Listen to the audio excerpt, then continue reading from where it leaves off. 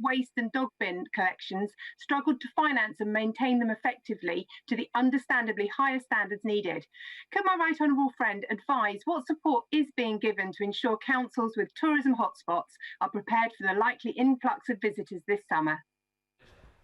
Thank you, Mr. Speaker, and can I thank my honourable friend for her question. We are hugely grateful to parish and town councils who have been on the front line of responding to this pandemic. That is why the Secretary of State wrote to them earlier this year to encourage principal councils to work with them to discuss funding, and councils in Devon will receive a further £31 million in unring-fenced COVID funding next year, which will help ensure their facilities are maintained and ready for the summer. And finally, Mr. Speaker, can I say that I'm delighted that my honourable friend's constituency has received an offer of £6.5 million from our Future High Streets Fund, which I understand will go towards the refurbishment of the town's historic Markets Quarter.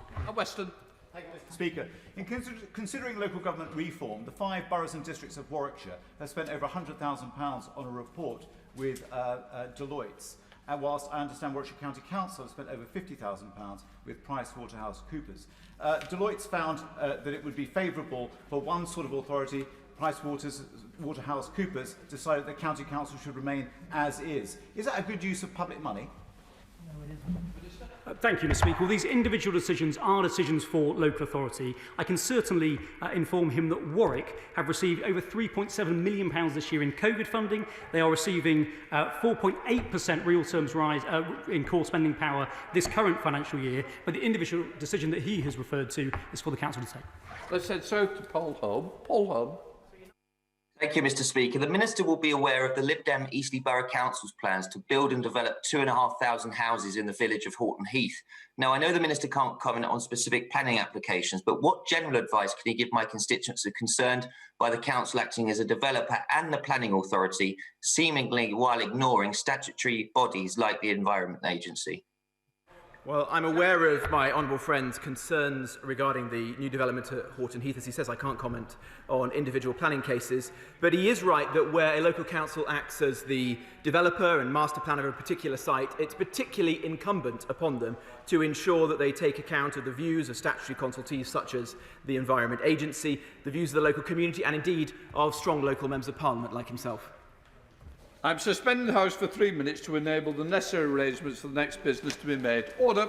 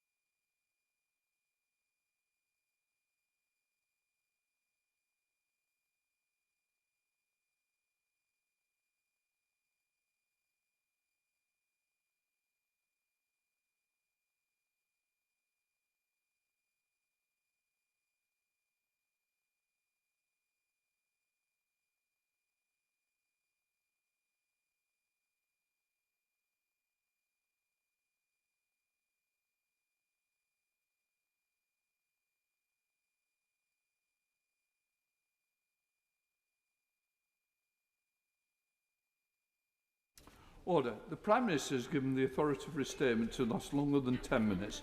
And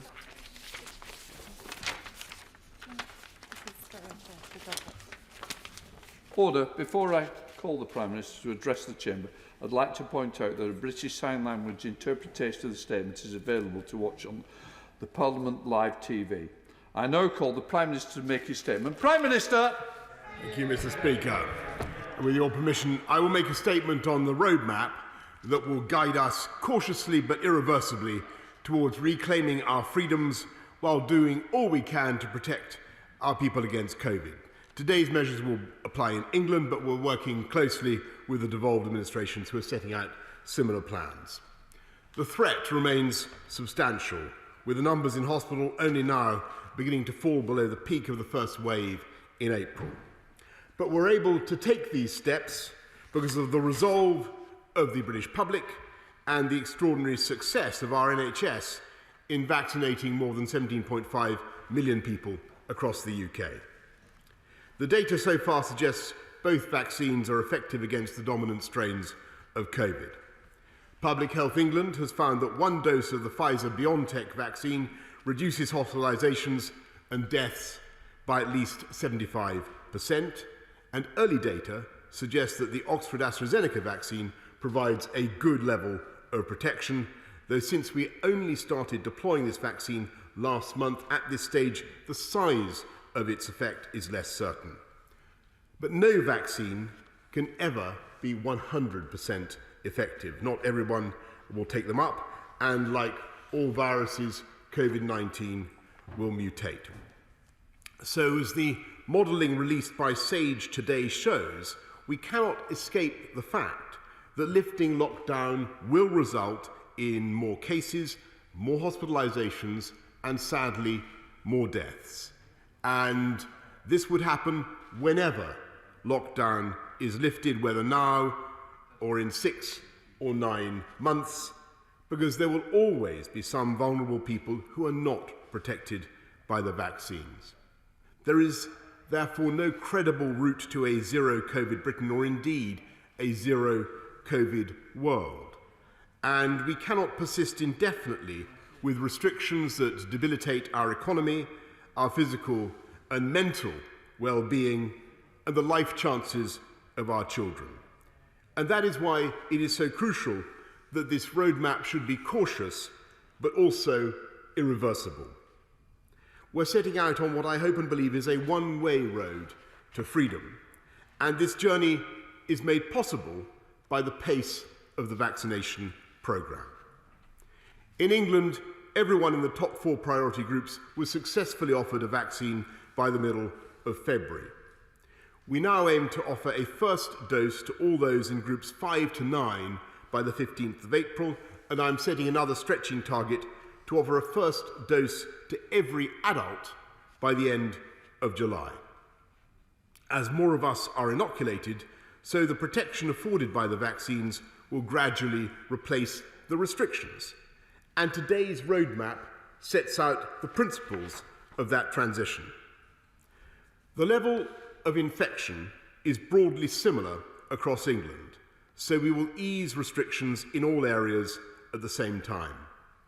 The sequence will be driven by the evidence, so outdoor activity will be prioritised as the best way to restore freedoms while minimising the risk. At every stage, our decisions will be led by data, not dates, and subjected to 4 tests. First, that the vaccine deployment programme continues successfully. Second, that evidence shows vaccines are sufficiently effective in reducing hospitalisations and deaths. Third, that infection rates do not risk a surge in hospitalisations which would put unsustainable pressure on the NHS. And fourth, that our assessment of the risks is not fundamentally changed by new variants of COVID that cause concern. Before taking each step, we will review the data against these tests. And because it takes at least 4 weeks for the data to reflect the impact of relaxations in restrictions, and we want to give the country a week's notice before each change, there will be at least 5 weeks between each step. The Chief Medical Officer is clear that moving any faster would mean acting before we know the impact of each step, which would increase the risk of us having to reverse course and reimpose restrictions. I won't take that risk.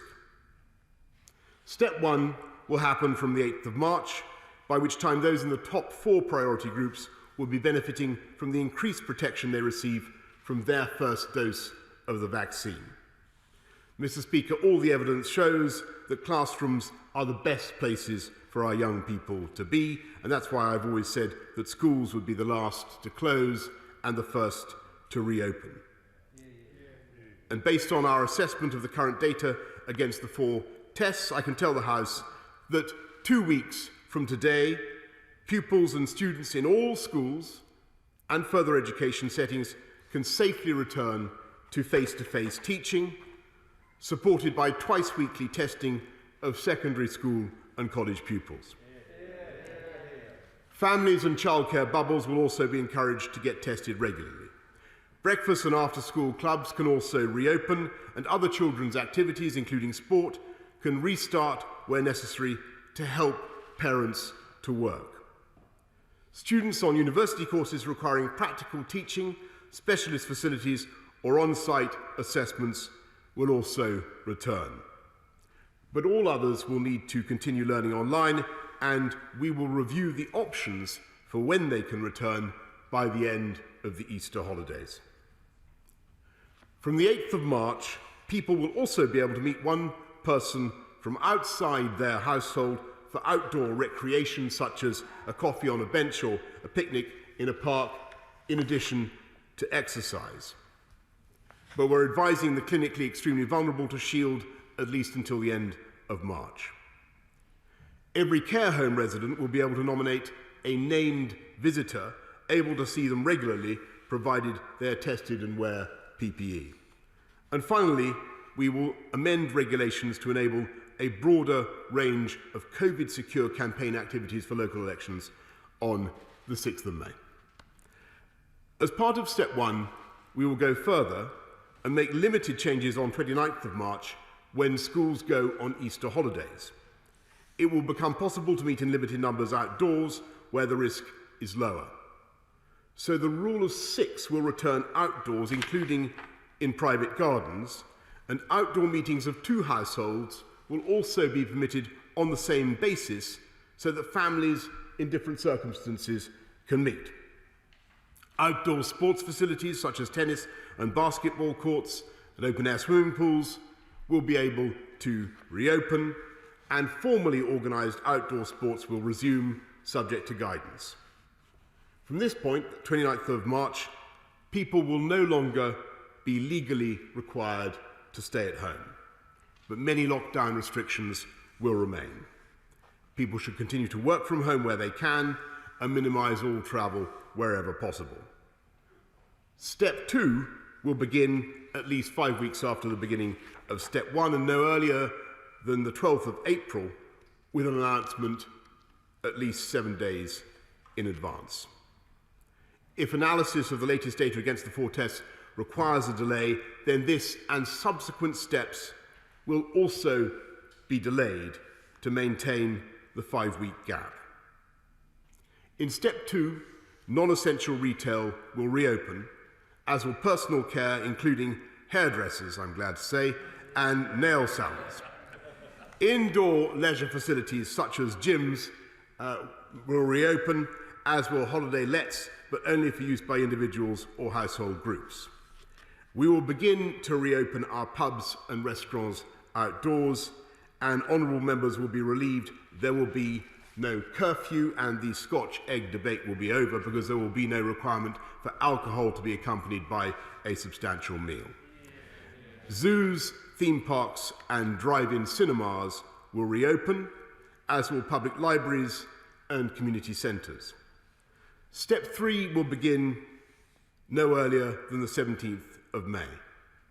Provided the data satisfies the 4 tests, most restrictions on meetings outdoors will be lifted, subject to a limit of 30, and this is the point when you will be able to see your friends and family indoors, subject to the Rule 6 or the meeting of 2 households. We will also reopen pubs and restaurants indoors, along with cinemas and children's play areas, hotels, hostels and B&Bs, theatres and concert halls will reopen their doors. And the turnstiles of our sports stadia will once again rotate, subject in all cases to capacity limits depending on the size of the venue. And we will pilot larger events using enhanced testing with the ambition of further easing of restrictions in the next step. Step 4 will begin no earlier than the 21st of June. With appropriate mitigations, we will aim to remove all legal limits on social contact, and on weddings and other life events, we will reopen everything up to and including nightclubs and enable large events such as theatre performances above the limits of Step 3, potentially using testing to reduce the risk of infection. Mr. Speaker, our journey back towards normality will be subject to resolving a number of key questions. And to do this, we will conduct 4 reviews. 1 will assess how long we need to maintain social distancing and face masks. This will also inform guidance on working from home, which should continue wherever possible until this review is complete. And it will be critical in determining how Parliament can safely return in a way that I know honourable members would wish. A second review will consider the resumption of international travel, which is vital for many businesses which have been hardest hit, including retail, hospitality, tourism and aviation. A successor to the Global Travel Task Force will report by the 12th of April so that people can plan for the summer. The third review will consider the potential role of COVID status certification in helping venues to open safely, but mindful of the many concerns surrounding exclusion, discrimination and privacy. And the fourth review will look at the safe return of major events. Mr. Speaker, as we proceed through these steps, we will benefit from the combined protection of our vaccines and the continued expansion of rapid testing. We will extend the provision of free test kits for workplaces until the end of June, and families, small businesses and the self-employed can collect those tests from local testing sites. Mr. Speaker, in view of these cautious but I hope irreversible changes, people may be concerned about what these changes mean for the various support packages for livelihoods for people and for the economy. So I want to reassure the House, we will not pull the rug out. For the duration of the pandemic, the government will continue to do whatever it takes to protect jobs and livelihoods across the UK. And my right honourable friend, the Chancellor, will set out further details in the budget next Wednesday. Finally, Mr. Speaker, we must remain alert to the constant mutations of the virus. Next month, we will publish an updated plan for responding to local outbreaks with a range of measures to address variants of concern, including surge PCR testing and enhanced contact tracing. We can't, I'm afraid, rule out reimposing restrictions at local or regional level if evidence suggests they are necessary to contain or suppress a new variant which escapes the vaccines.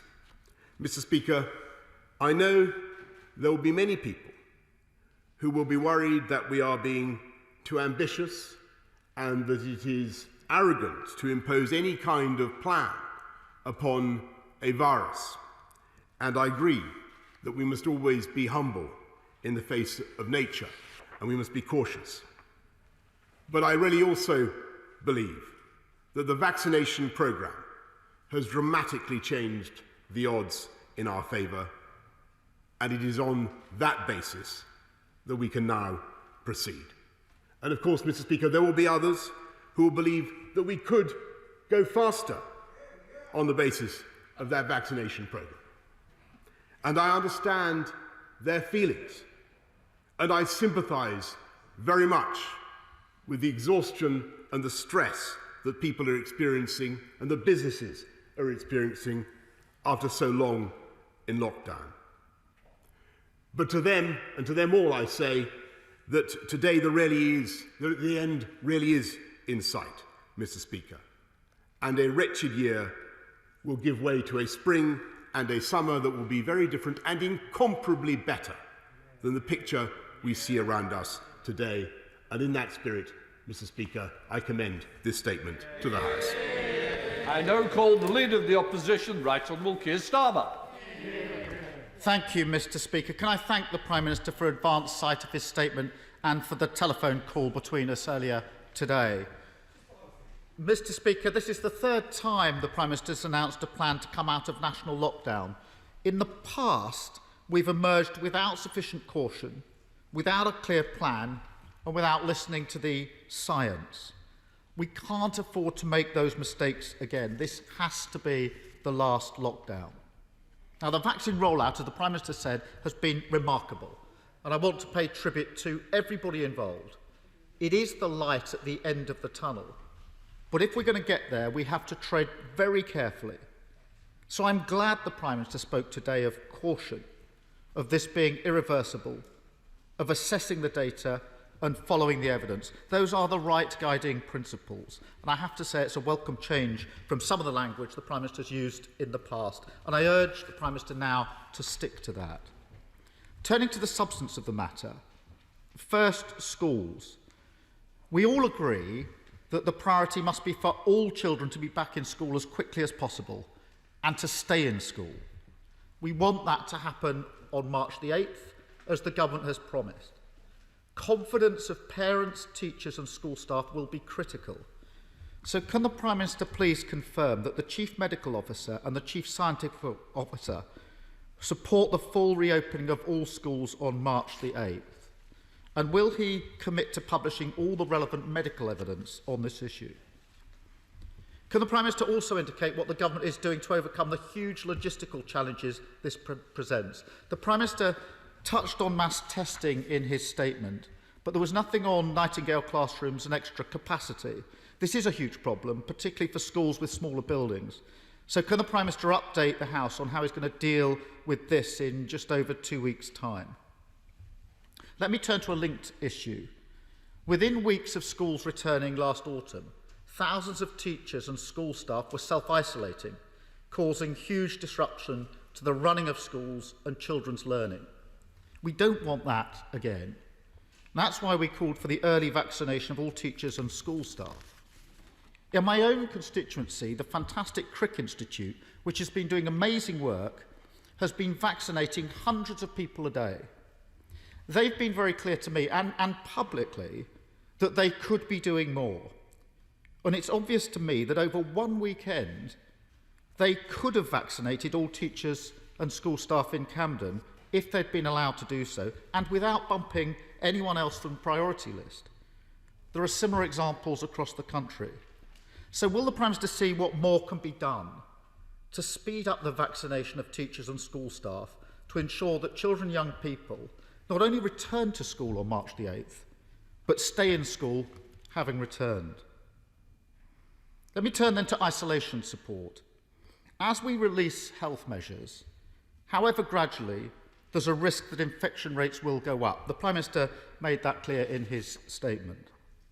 Therefore, it's more important than ever that test, trace and isolate is working and working well. One of the most concerning figures in a recent SAGE report is that only 3 in 10 people who should be self-isolating are actually doing so. And it's obvious that one of the main drivers of this is insecurity at work. As the chair of Test and Trace has said, people are scared to take the test because they can't afford to self-isolate.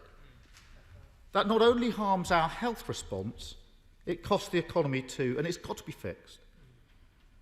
We've proposed that the £500 isolation payment, which is currently only available to 1 in 8 workers, be made available to everyone who needs it. Will the Prime Minister consider that? Because if we don't shift the 3 in 10 figure, there'll be a huge hole in our defences. Third, Mr. Speaker, economic support. The Prime Minister announced a roadmap today, but it won't have escaped businesses that many of them will not be able to open until mid-April at the earliest, and many until mid-June. Now, I'm not questioning the health basis for that decision, which I support. But I am reiterating what we've always said, that health restrictions must be accompanied by proper economic support. And it makes no sense to announce today that businesses will be closed for many more weeks or months without announcing new economic support at the same time. The Prime Minister says, well, the budget will be next week. But there's nothing stopping him saying today that business rates relief will be extended, that furlough will be extended, or that the VAT cut for hospitality and leisure will also be extended. Businesses are crying out for that certainty, and the Prime Minister should give it to them today. The Prime Minister should also announce proper support for the 3 million self-employed who've been left out of all support for the last year. This morning on LBC, I was asked about this again by a self-employed businesswoman who's at her wit's end at the lack of government support. This roadmap means that she may not be able to get up and running again in her business until mid-June. So surely the Prime Minister needs to act now to close the gaps for these 3 million. Mr. Speaker, we support the twin principles that the Prime Minister has set out today, that lifting of restrictions must be both cautious and irreversible. But I know the Prime Minister will come under pressure from those on his own benches to go faster and to throw caution to the wind. Last week it was reported that around 60 of his own members of Parliament called for the end of all restrictions by the end of April. I'm sure there are going to be similar calls this afternoon. I hope the Prime Minister takes the opportunity to face this down. Because if this roadmap is to work, he needs to listen to the Chief Scientific Officer and the Chief Medical Officer, not the honourable members for Wickham or the Forest of Dean. If the Prime Minister does, he will have our support and will secure a majority in the House. If he does not, we will waste all the sacrifices of the last 12 months. Thank you, Mr. Speaker. Minister. Well, I'm very grateful to the right honourable gentleman for his overall support for the roadmap, and indeed I welcome his support for the vaccine rollout, and I'm sure that many people will be glad to hear what he says. I can't help but reminding you, Mr. Speaker, that the right honourable gentleman did vote to stay in the European Medicines Agency, which would have made a vaccine rollout at this speed impossible, Mr. Speaker. And he's right to say that it's a priority to get schools back safely, and I'm delighted that he agrees with that. And I can certainly say that plan for March the 8th for all schools back on March the 8th is supported by the Chief Medical Officer and the Chief Scientific Advisor, and it would be a good thing if he could perhaps persuade some of his friends in the unions to say so as well, Mr. Speaker. And finally, to say that schools are safe. He mentions self-isolation, the importance of self-isolation, and we will continue to support those who are asked to self-isolate and indeed increase our package of support for them. As for support for business, for the self-employed, which he rightly raises, we will continue to put our arms around businesses and livelihoods around the country, as we have done throughout the pandemic. And the Chancellor, who has been extremely creative in this respect, will be setting out the details in the budget next week, as he would expect. Mr. Speaker, overall, I think we can safely say that we've had cautious support from the leader of the opposition today, but bitter experience has taught me that his support is very far from irreversible, Mr. Speaker. Who knows what he will be saying next week, but I'm glad of it today. Theresa May. Thank you, Mr. Speaker. I refer the House to my entry in the Members' Register. Can I say to my right honourable friend that I welcome his statement today? I particularly welcome the return to schools on March the 8th. But there's another sector which is important for jobs in my constituency, which is fundamental to our economy and critical for global Britain, the aviation sector. He says there's going to be a task force report by the 12th of April so people can plan for the summer. That won't allow people to plan. At every stage, the government has taken weeks from these reports to actually provide certainty to the industry. The industry needs 3 months' preparation from the point of certainty. So I ask my right honourable friend to look again at this timetable for that task force report, to bring it forward so we can open up our international air travel and make sure that Britain is open for business. I'm grateful to my right honourable friend, and she is quite rightly, Mr. Speaker, a doughty campaigner for the aviation industry and all it brings to our country. And what I can tell her is that we will continue to support that industry throughout these difficult times, but I believe that setting a deadline of April the 12th for the report of the Travel Task Force, the newly formed reconstituted Travel Task Force, will give people time to make their plans for the summer. And if things go well, Mr. Speaker, if we can meet those these not before dates, then I do believe there is every chance of an aviation recovery later on this year. Let's head to the leader of the SNP with Ian Blackford. Ian Blackford. Thank you, Mr. Speaker. The success of the vaccine rollout, led by our incredible NHS staff, is something to behold and something that we are all thankful for. For the first time in many months, people across these islands are genuinely hopeful that an end to the current level of lockdown is finally in sight. But people also know that there is one major threat that could undo much of this hope. The spread of new international variants of this virus now poses the single biggest threat to finally getting out of this pandemic. That is why quarantine measures for international arrivals is so important. We simply can't afford to get this wrong. And that is why the Scottish Government has taken tough but absolutely necessary action. Those arriving in Scotland on an international flight have to quarantine in a hotel for 10 days. In England, though, the policy only applies to people travelling from red list countries. But, Mr. Speaker, the evidence shows that people across the United Kingdom are demanding stronger measures to prevent the threat of any new variant. YouGov polling last week showed that only 18% support the UK government's rules on quarantine, while a massive 72% of people across the United Kingdom prefer the Scottish Government's comprehensive approach. Prime Minister, your plan to end lockdown will be worthless if your insufficient quarantine measures allow a new variant in through the back door. People right across the United Kingdom are continuing to make huge sacrifices. Children are not yet physically at school. Families are isolated. There is a loneliness epidemic. People are really struggling, and this can't be all for nothing. Do not leave the back door open. Do not risk all the hard work, all the sacrifices that have been made. Given all that is at stake, can you explain why the UK government is failing to introduce the strong quarantine measures that the public across the United Kingdom are demanding?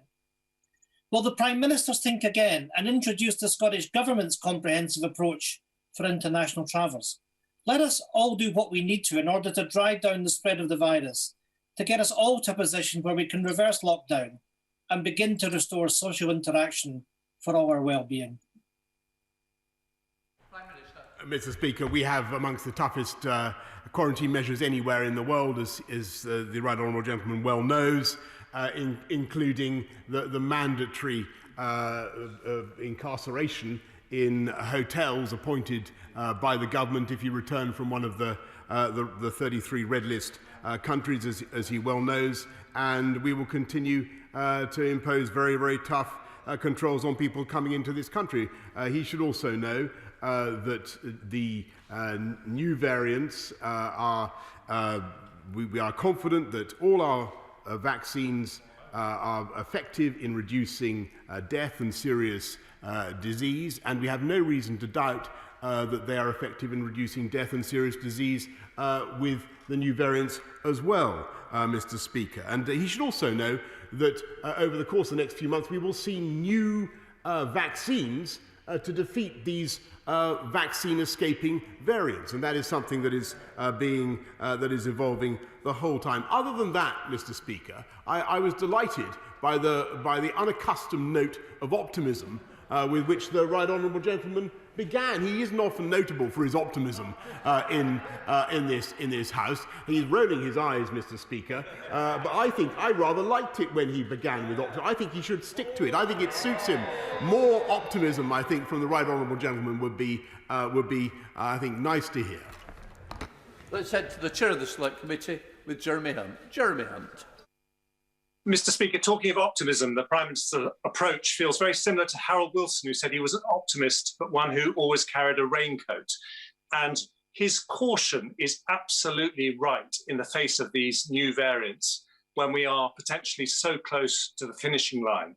But as we get there, will he recognise the brilliant work of our health and care staff by building back better for them, potentially in next week's budget, by announcing that we will finally make sure that we're training enough doctors and nurses with a long-term workforce plan, and giving the social care sector a 10-year plan, just as we gave the NHS 10 years ago?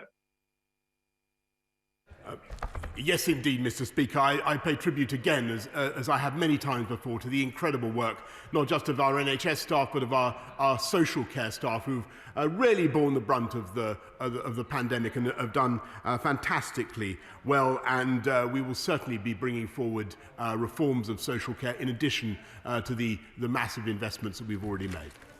Let's head to Ed Davey. Ed Davey. Mr. Speaker, the roadmap to recovery must put people hit hardest by this pandemic first, not least people with learning disabilities. They have died at rates more than 3.5 times the rest of the population, yet many are still not being prioritised for vaccination. Jo Whiley has spoken powerfully about how hideously unfair it was to be offered the vaccine before her sister Frances, who is now in hospital with COVID, after an outbreak in her care home. And I know many other carers across the country feel the same, while our loved ones remain so vulnerable to this virus. So will the Prime Minister tell us when on his roadmap everyone with a learning disability will have been offered their first jab? The right honourable gentleman is entirely right to draw attention to the particular suffering endured by vulnerable groups throughout this pandemic, and that's why those with learning disabilities, those with particular vulnerabilities, do appear high up in the JCVI priority list, which is, I'm sure, exactly what he would expect. Let's head to Sir Ian Duncan-Smith. Sir Ian. Mr. Speaker, first of all, can I congratulate my Prime Minister for his incredible bold decision last year. It's due to that, in getting the vaccines rollout going on, that we are now looking at the eventual end to this COVID nightmare. So he deserves all the plaudits he gets for that and more. But I agree with his caution in this rollout and going back to being unlocked. But I just say that the hospitality sector, to my right honourable friend, is the biggest, very big employer of the poorest in society. And it is them who has suffered the most in incomes. And nearly half of those businesses are talking about closing. I just wonder whether the Prime Minister would feel it possible to be able to review again the nature of opening up inside those restaurants and pubs and checking that there is no real risk beyond any of the other elements that he's opening up. And if that is the case, to take that bold decision as and when the data dictates it. Prime Minister. I thank my right honourable friend for what he said just now, and I totally understand where he's coming from and the urgency of those in the hospitality sector who want to open up as soon as possible, as indeed we all do. Everybody in this House wants that to happen.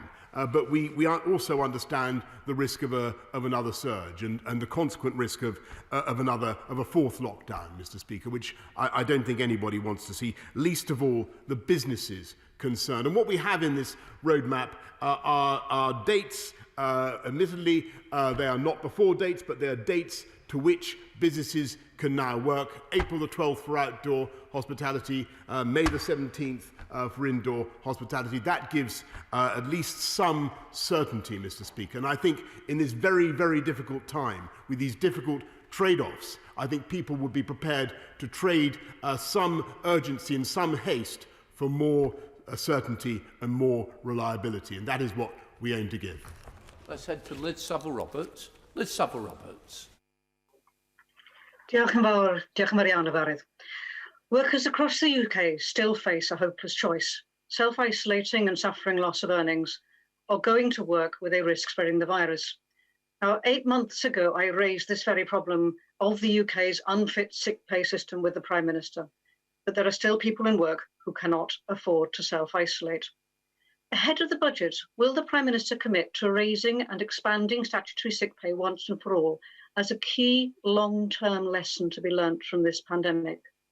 Or is he content for our poorest communities to be blighted by ill health now and quite possibly again in future? Prime Minister. Mr. Speaker, I thank the Right Honourable Lady. We and repeat the points I've made to her many times before, but I'm grateful to her for raising them again.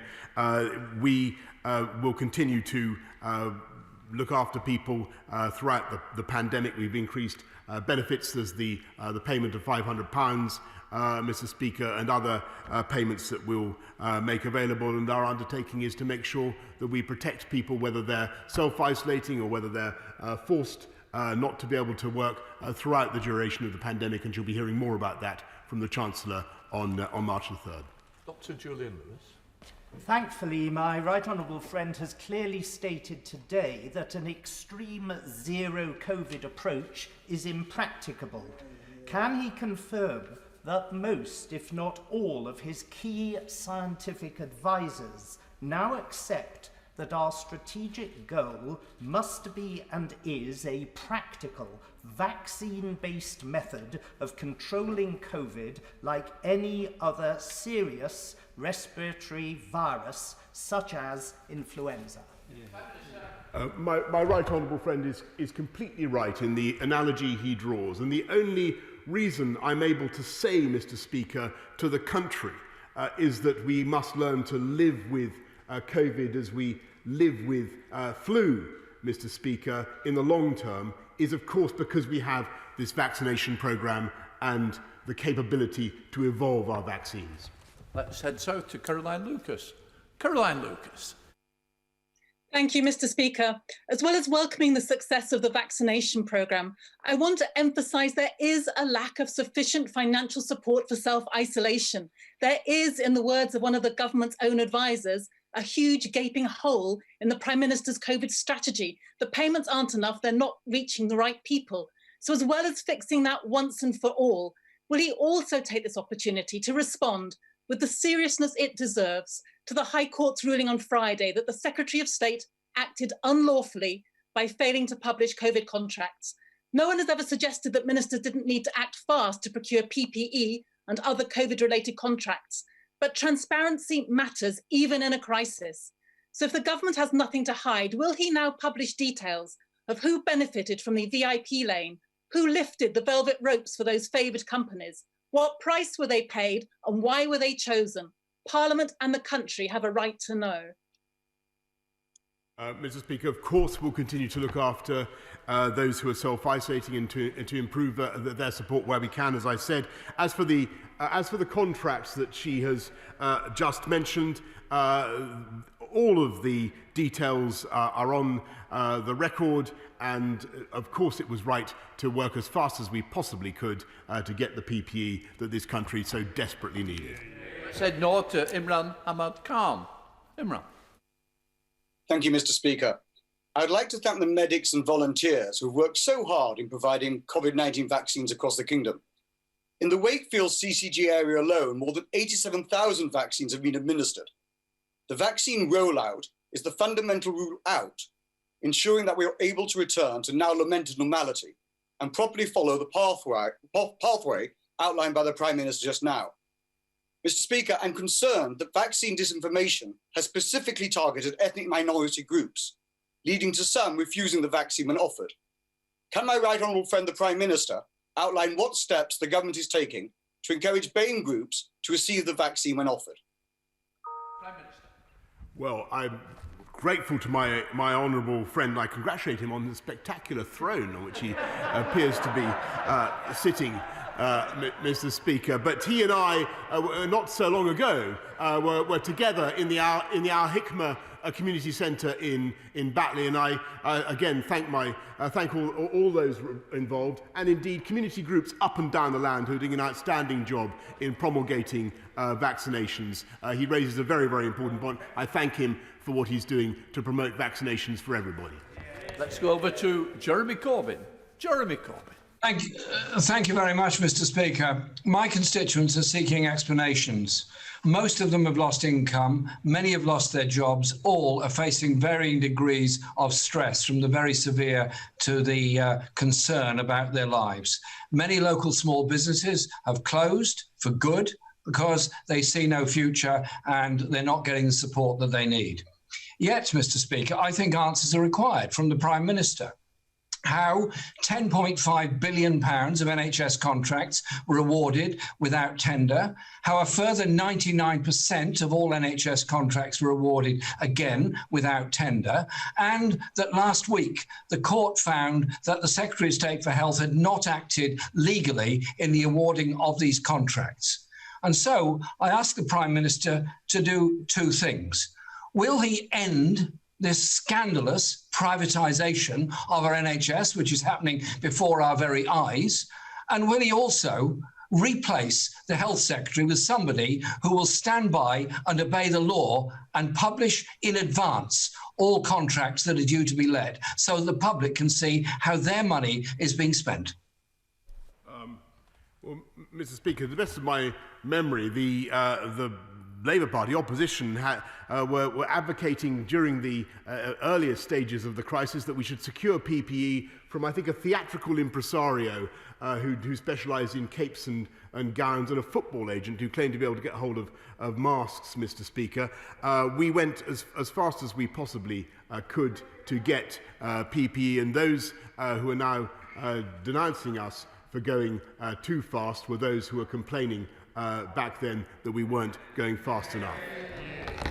Said to David Simmons. David Simmons. Mr. Speaker, my right honourable friend and the government have rightly been unapologetic throughout this pandemic in determination to safeguard children's educational opportunities and well-being. Can the Prime Minister confirm that once all schools reopen on the 8th of March, the government will be putting in place all the measures necessary to keep them open, working with academy trusts and crucially local authorities to avoid any further disruption to our children's education? Prime Minister. Yes, indeed, Mr. Speaker. I'm grateful to my honourable friend because that is exactly why we wish to take this cautious but irreversible approach, in order to make sure that we don't have to go back into measures that would keep kids out of school again. And he's quite right in what he says. Let's head over to Jim Shannon. Jim Shannon. Thank you, Mr. Speaker. Can I welcome the Prime Minister and Government's progressive roadmap, which of course is underpinned by the incredibly successful rollout of the vaccine? And can the Prime Minister confirm that we have no supply issues and are on target to give the second dose to all of those on the NHS front line who are due their second dose within the next few weeks? And can the Prime Minister assure us that this will not adversely affect the continued supply and the availability of first vaccines for informal carers of those who are shielded? Thank you. Prime Minister. Mr. Speaker, the Honourable Gentleman is completely right to raise this, and to care deeply about supply. We have no supply issues at the moment, and we're confident that we can meet our targets. Let's head to Sir Bernard Jenkin. Sir Bernard. Thank you, Mr. Speaker. May I congratulate the Prime Minister on the fact that there are sunlit uplands that now beckon us, but that he's right to say that the threat remains substantial, because while we're unlocking, at this stage, only a third of the adult population has been vaccinated. So what will the government be doing to minimise the threat of another lockdown, such as strengthening the track and trace and isolate operations, particularly at local level, providing COVID-safe spaces so it's easier for people to self-isolate who are infected, and to deploy testing capacity more effectively, such as, for example, testing school children twice a week in schools as we're already going to be testing teachers? Prime Minister. My right honourable friend is absolutely right in the ideas that he puts forward. Test, track and trace has been improving the whole time over the period of the pandemic, and he's right to draw attention to the potential of lateral flow testing, not just in schools, where, as he says, we're going to be doing it twice a week for secondary school pupils after the first couple of weeks, but also rolling it out for companies, for local areas, local communities, to take it up as an additional support, an additional way of fighting the disease. Let's head to Ruth Jones. Ruth Jones. Thank you, Mr. Speaker. I know the Prime Minister was in my right honourable friend's constituency of Torfaen last week to see the vaccine programme being rolled out by the Aneurin Bevan University Health Board at Cwmbran Stadium. So I joined with him in thanking all the Welsh NHS staff and volunteers who are working so hard to save lives by rolling out the vaccine programme in this way. However, I wonder if the Prime Minister agrees with me and many people across Newport West who believe that every single penny of public money must be accounted for. And if so, what's he going to say to his Health Secretary, who, according to the courts, breached his legal obligation by not publishing details within 30 days of contracts being signed? We've had 2 attempts at getting the Prime Minister to answer, so I'm hoping it's third time lucky.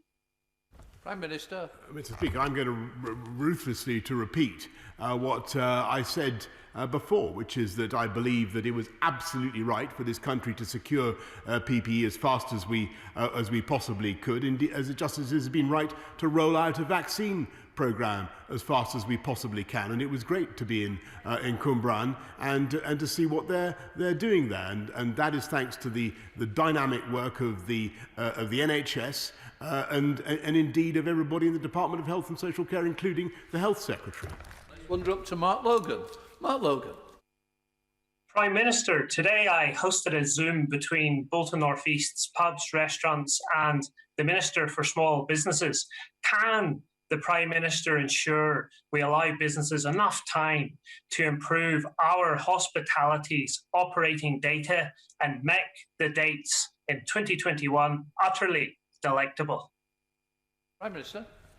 I thank my honourable friend for what he's doing to help local business and to rally them. And I would just say to them that if we can stick to this roadmap, and I believe that we can, then there is not long to go now for those businesses. There are for hospitality in Bolton. There are 2 dates. There's outdoor hospitality on April the 12th, and then indoor with all its potential on May the 17th. I do believe that gives some dates for us all to think about, for business to work towards, and I hope that will be of some reassurance to them. Thank you, Mr. Speaker. Some eminent members of SAGE have indicated that they're concerned about a resurgence with the return of children to schools. So can the Prime Minister say whether the Chief Medical Officer and the Chief Scientific Officer support reopening schools in their entirety on the 8th of March? Because during the last term, many schools suffered an enormous amount of disruption because staff were off isolating. And isn't the best way to prevent that happening in the future to ensure that all school staff are vaccinated? Prime Minister. I have a deal of respect for the honourable gentleman, since he and I have clashed many times over issues in London. But I think he uncommonly showed a failure to follow what I'd already said in my answer to the right honourable gentleman. The CMO and the CSA both approve of reopening in full. We now go down to Andrew Griffith. Andrew Griffith. Thank you, Mr. Speaker. More than anything, the nation's businesses need certainty in order to plan. Today's roadmap provides that certainty, and reopening schools is a welcome and critical element within it. Does the Prime Minister agree that, like navigating lock gates on a canal, it's important we now proceed sequentially, as fast as possible, but always in a forward direction? Prime Minister. Mr. Speaker, as anybody who's steered a narrow boat or a canal boat or barge will know, in a canal, the important thing is not to oversteer one way and then be forced to correct and bump the sides of the canal as you go. And that's what we're trying to avoid, Mr. Speaker. That's why we're embarking on a cautious but irreversible approach. Let's head up to Debbie Abrahams. Debbie Abrahams. Thank you, Mr. Speaker. Mr. Speaker, I will leave till another time to ask the Prime Minister why we didn't have adequate PPE stocks, given exercise Cygnus in 2016 stipulated we need to increase our PPE stockpiles. But I was really concerned about the Health Secretary's tone on the media round yesterday, where he seemed to infer that he'd done nothing wrong and the judge was actually the one that was making a mistake. This is not how a healthy democracy works. So I repeat the questions of my honourable friend, the member for Brighton Pavilion. Will he publish all outstanding contracts, because there are outstanding contracts that have not been published, bring an end to the emergency procurement powers and reintroduce a tendering process? Prime Minister. Mr. Speaker, I really I can see that there's a concerted attempt to make a point here today about this, but I must say that I do think that every effort was made by the government to secure PPE as fast as we possibly could, and I think that's what the people of this country wanted. We ended up, I think, with 32 billion items of PPE, and we now have the capability, which I think will reassure her constituents more than anything else. We have the capability now in this country, thanks to Lord Dighton and the PPE Task Force and others, to make 70% of our PPE needs in this country. Let's head to Craig Whittaker. Craig Whittaker. Thank you, Mr. Speaker. It is brilliant news that we've vaccinated 1 in 3 adults now in the UK. A huge testament to British science, the NHS, my right honourable friend, the member for West Suffolk and his whole team, and everybody involved in the vaccination programme, not least my right honourable friend, the Prime Minister.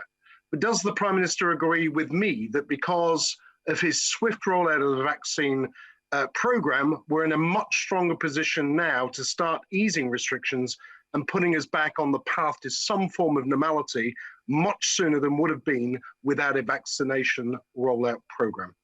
Prime Minister.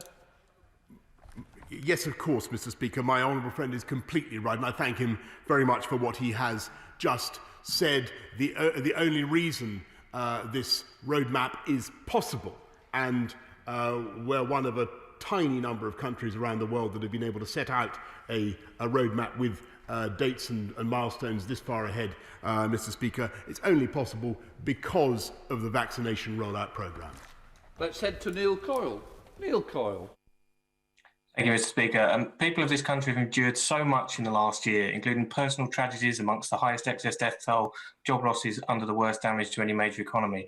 But they've also seen the Prime Minister's closest advisor, Dominic Cummings, break the COVID regulations, the Home Secretary break the Ministerial Code, and now the Health Secretary break the law to hide crony contracts, all without consequences.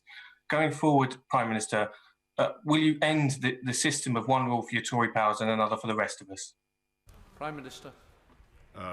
Mr. Speaker, I think contained within that question was possibly another suggestion that we could have done things differently with the procurement of PPE. All I will say is that the contracts are there on the record for everybody to see, and I think most people in this country will understand that in very difficult, if not desperate times, last spring we had to work as fast as we possibly could. Thank you, Mr. Speaker. I welcome the Prime Minister's statement, especially on schools. He's right to be driven by the evidence. Professor Mark Woolhouse told the Science and Technology Committee last week that during the whole year, and I quote, there has been very, very little evidence of any transmission outdoors happening in the UK. So will my right honourable friend continue to look at the evidence and see whether it's possible to bring back outdoor activities like sports during the weeks ahead? I know with the spring weather coming, that would be a great boon to millions of people across the country. Prime Minister. Of course he's right to raise the point about outdoor transmission, and that's why on March the 8th, with the return of schools, we're also going to be seeing school sport, which is great, plus outdoor recreation one-on-one in the way that I described earlier on, Mr. Speaker. And then on March the 29th, it's the rule of 6 plus 2 households together, plus more sport outdoors, Mr. Speaker, of all kinds, up to and including, I think, rugby with tackling, but without the scrums, Mr. Speaker, as I understand the guidance. Rugby league. Right, let's go up north to Alan Dorrans. Alan Dorrans. Thank you, Mr. Speaker, and good afternoon. Analysis by the Royal College of GPs of NHS England's COVID-19 vaccination figures show that people of black ethnicity are half as likely as people of white ethnicity to get vaccinated, and people of Asian ethnicity are under 2/3 as likely as their white counterparts to accept vaccination. What additional specific steps will the Prime Minister take to encourage greater uptake of the vaccines in these communities? Prime Minister. Mr. Speaker, the number of people receiving the vaccine is actually increasing in all communities on roughly the same gradient, but we're concerned, he's quite right to raise the concern that I think everybody has about uptake in some communities. It is now going faster, and what we've done is rolled out a network of community champions. I think we've put about £23 million into supporting community champions for hard-to-reach, vaccine-resistant communities. And just the most important thing is for everybody to get across the message that the vaccine is a wonderful thing. Everybody should get it. Get your vaccine when you get your message from the NHS. Sir Graham Brady. Thank you, Mr. Speaker. Can I welcome very strongly the reopening of schools? After what we've put them through over the last year, it's time we prioritise the interests of our children and young people. The Prime Minister also sets out a programme based on data, not dates, and that must be right. But will he please publish the precise criteria for each of those stages to be met? And finally, when the renewal of emergency powers is due, will he undertake to bring that vote to the House before the Easter recess and not after? Prime Minister. Yes, indeed, Mr. Speaker. There's going to be a massive, I think, data dump is the word I've been quoted today. So colleagues may already have seen some of the data that's available underpinning the roadmap that we've set out, and there will, of course, be another vote in this House about these measures before Easter, and then those measures, in turn, Mr. Speaker, elapse on June the 21st in the way that I've described. Let's head to Rachel Hopkins. Rachel. Thank you, Mr. Speaker. Local council public health teams will continue to be pivotal in controlling the virus, but the government's decade of austerity and cuts has damaged their capacity, with the public health grant last year, 2020-21, being 22% lower per head in real terms compared to 2015-16. So will the Prime Minister tell the House when the public health grant allocation for this year will be announced, and whether it will include a significant real terms increase to ensure councils can continue to keep our communities safe? Prime Minister. Madam Deputy Speaker, I'm very grateful to councils, and particularly public health officials, for the incredible work that they've done in the last year. Absolutely amazing work that they have done. We are supporting them with another £4.7 billion, as she knows, to support local councils in everything they do, and we will continue to offer support throughout the pandemic. We now go to Peter Aldous. Thank you very much, Madam Deputy Speaker, for his statement and for the precautionary approach that he is pursuing to lifting the lockdown. It is clear that the impact of COVID will be one time, and I would thus be most grateful if he could confirm that this plan is coordinated and synchronised with the measures that the Chancellor will announce in the budget, and there will be ongoing support for both badly affected businesses, sectors such as hospitality, and for those people who are relying on the £20 uplift to universal credit. Prime Minister. Thank you, Madam Deputy Speaker. Yes, of course, Mr. Speaker. Madam Deputy Speaker, we will make sure that we continue to look after people throughout the pandemic, as we have done since the beginning, and the Chancellor will be setting out exactly what we're doing next week. We now go to Andrew Gwynn. been under local restrictions since the end of July, and it's been a long few months. So can I welcome the roadmap out of lockdown and also the success of the vaccine? Now, as somebody who's just been just about shaken off long COVID symptoms 11 months after contracting COVID, can I urge him not to forget those still struggling and the many more who will develop long COVID as a consequence of the latest wave of the virus? As the economy switches back on, as lives return to normal, will he also commit to do more for those who still don't have access to long COVID clinics, who still don't have access to support or help, so that nobody is left behind? Prime Minister. Madam Deputy, I'm delighted to see the honourable gentleman back on fighting form as somebody who's enjoyed lively on-screen debates with him in the past. It's good to see him back in shape. He's right to draw attention to long-term consequences of the disease, and we will do everything we can to alleviate suffering and to continue to invest in support for those who need it. Mark Harper. Thank you very much, Madam Deputy Speaker. Can I first of all thank the Prime Minister for the measures to get our children back to school on March the 8th. That's very welcome and something we've called for, and I think he should be congratulated on that, and also for the speed of the vaccine rollout. Could I just press him a little on the thoughts behind vaccinating groups 1 to 9? So that's everyone over 50 and those 16 to 64 with a health condition that makes them vulnerable to COVID. Those groups account for 99% of deaths and around 80% of hospitalisation. So for what reason, once they've been vaccinated and protected from COVID by the end of April at the latest, is there any need for restrictions to continue? Prime Minister. He makes an excellent, my honourable friend makes an excellent point. The difficulty is that, of course, there will be at least a significant minority who either have not taken up the vaccine in those vulnerable groups for the reasons that the House has been discussing, or who, having had the vaccine, are not given sufficient protection. We believe that the protection is very substantial, but there will be a large minority who will not have sufficient protection. And the risk is that if you let the brakes off, Madam Deputy Speaker, then the disease could surge up in such a way as, again, to rip through a large number rip through those groups in a way that, alas, I don't think anybody in this country would want to see. So I'm afraid it's pure mathematics. There is still a substantial body of risk. And we also need to wait and see exactly what the effects of the vaccine are. There are some promising data, but I think what the country would want at this stage is caution and certainty and irreversibility, and that is what we aim to provide. We now go to Barbara Keeley. Thank you, Madam Deputy Speaker. Throughout this crisis, the government has been slow to offer the financial support that people need.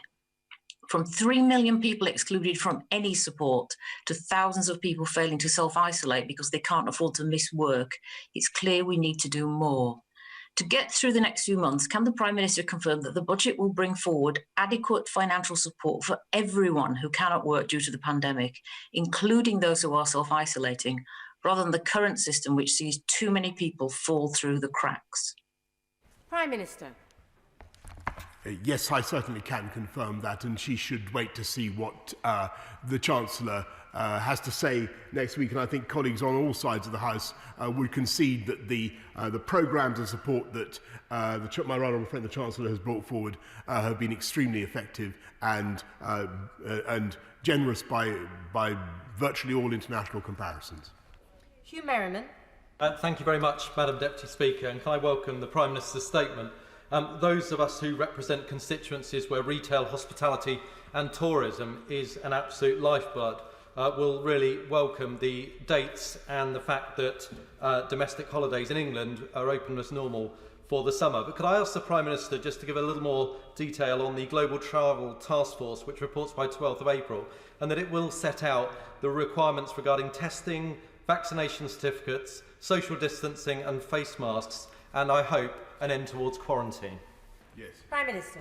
Yes, indeed, Madam Deputy Speaker. The Travel Task Force will be looking at all those things, quarantine destinations and so on and so forth. I think at the moment, one consideration is that we need to make sure that there are countries that will be willing to accept British tourists in the way that we would like to see. Some of them have stepped forward and said that they will, but they're currently not very numerous. We now go to Emma Hardy. Emma Hardy. Thank you, Madam Deputy Speaker. Lateral flow testing is central to the Prime Minister's educational reopening plans. So can he explain why our only real-world published figures from the student asymptomatic testing programme in Scotland before Christmas showed almost 30% of positive tests turned out to be false when subject to a confirmatory PCR? Considering the financial, educational and mental health impact of self-isolation, does the Prime Minister share my concerns that a lot of students are going to be told to self-isolate for no reason? Prime Minister. I don't recognise that figure, Madam Deputy Speaker, and lateral flow tests are extremely valuable in isolating asymptomatic positive tests and in helping schools to restart, and that's why we're pursuing them. We now go to Suzanne Webb. Suzanne Webb. Thank you, Madam Deputy Speaker. I welcome the statement today and the prudent and cautious measures to reducing lockdown restrictions. We have all had our role to play in combating this virus and a role which will continue for some time.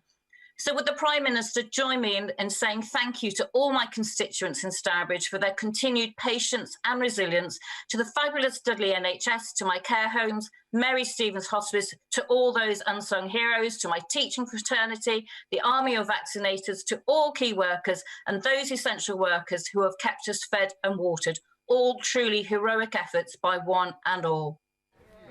Prime Minister. Well, can I congratulate my honourable friend on her brilliant question. I plant my flag firmly on everything that she's just said and echo it sincerely. I add my thanks not just to the people of Stourbridge for their patience and resilience, but to the people of the entire country.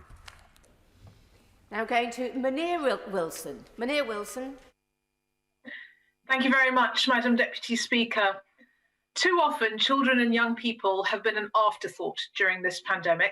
Aside from lost learning, many children are feeling anxious and lonely due to not seeing their friends, missing out on play and other activities. We know 1 in 4 has self-harmed in the past year, eating disorder rates are soaring, and demand for acute beds is reaching crisis point. So will the Prime Minister please commit to providing a ring-fence resilience fund for schools, as proposed by Young Minds, to ensure that young people are given the mental health support that they so desperately need? Prime Minister. She's absolutely right to draw attention to the endurance, the things that we've asked young people to put up with this year and over the last 12 months. There can't have been a generation like it that's experienced so much disruption to their education. And she's right to call attention to the pressures, the stress that has caused. And so we've invested massively in mental health provision particularly for young people's mental health.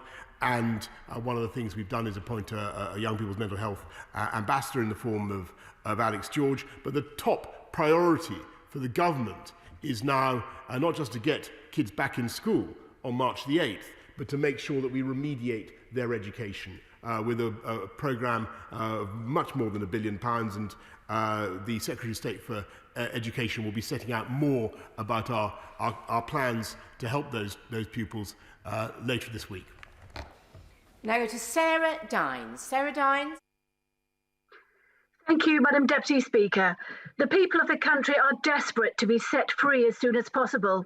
As my right honourable friend knows, many of the tourism and hospitality businesses in Derbyshire Dales have been hit heavily by this pandemic.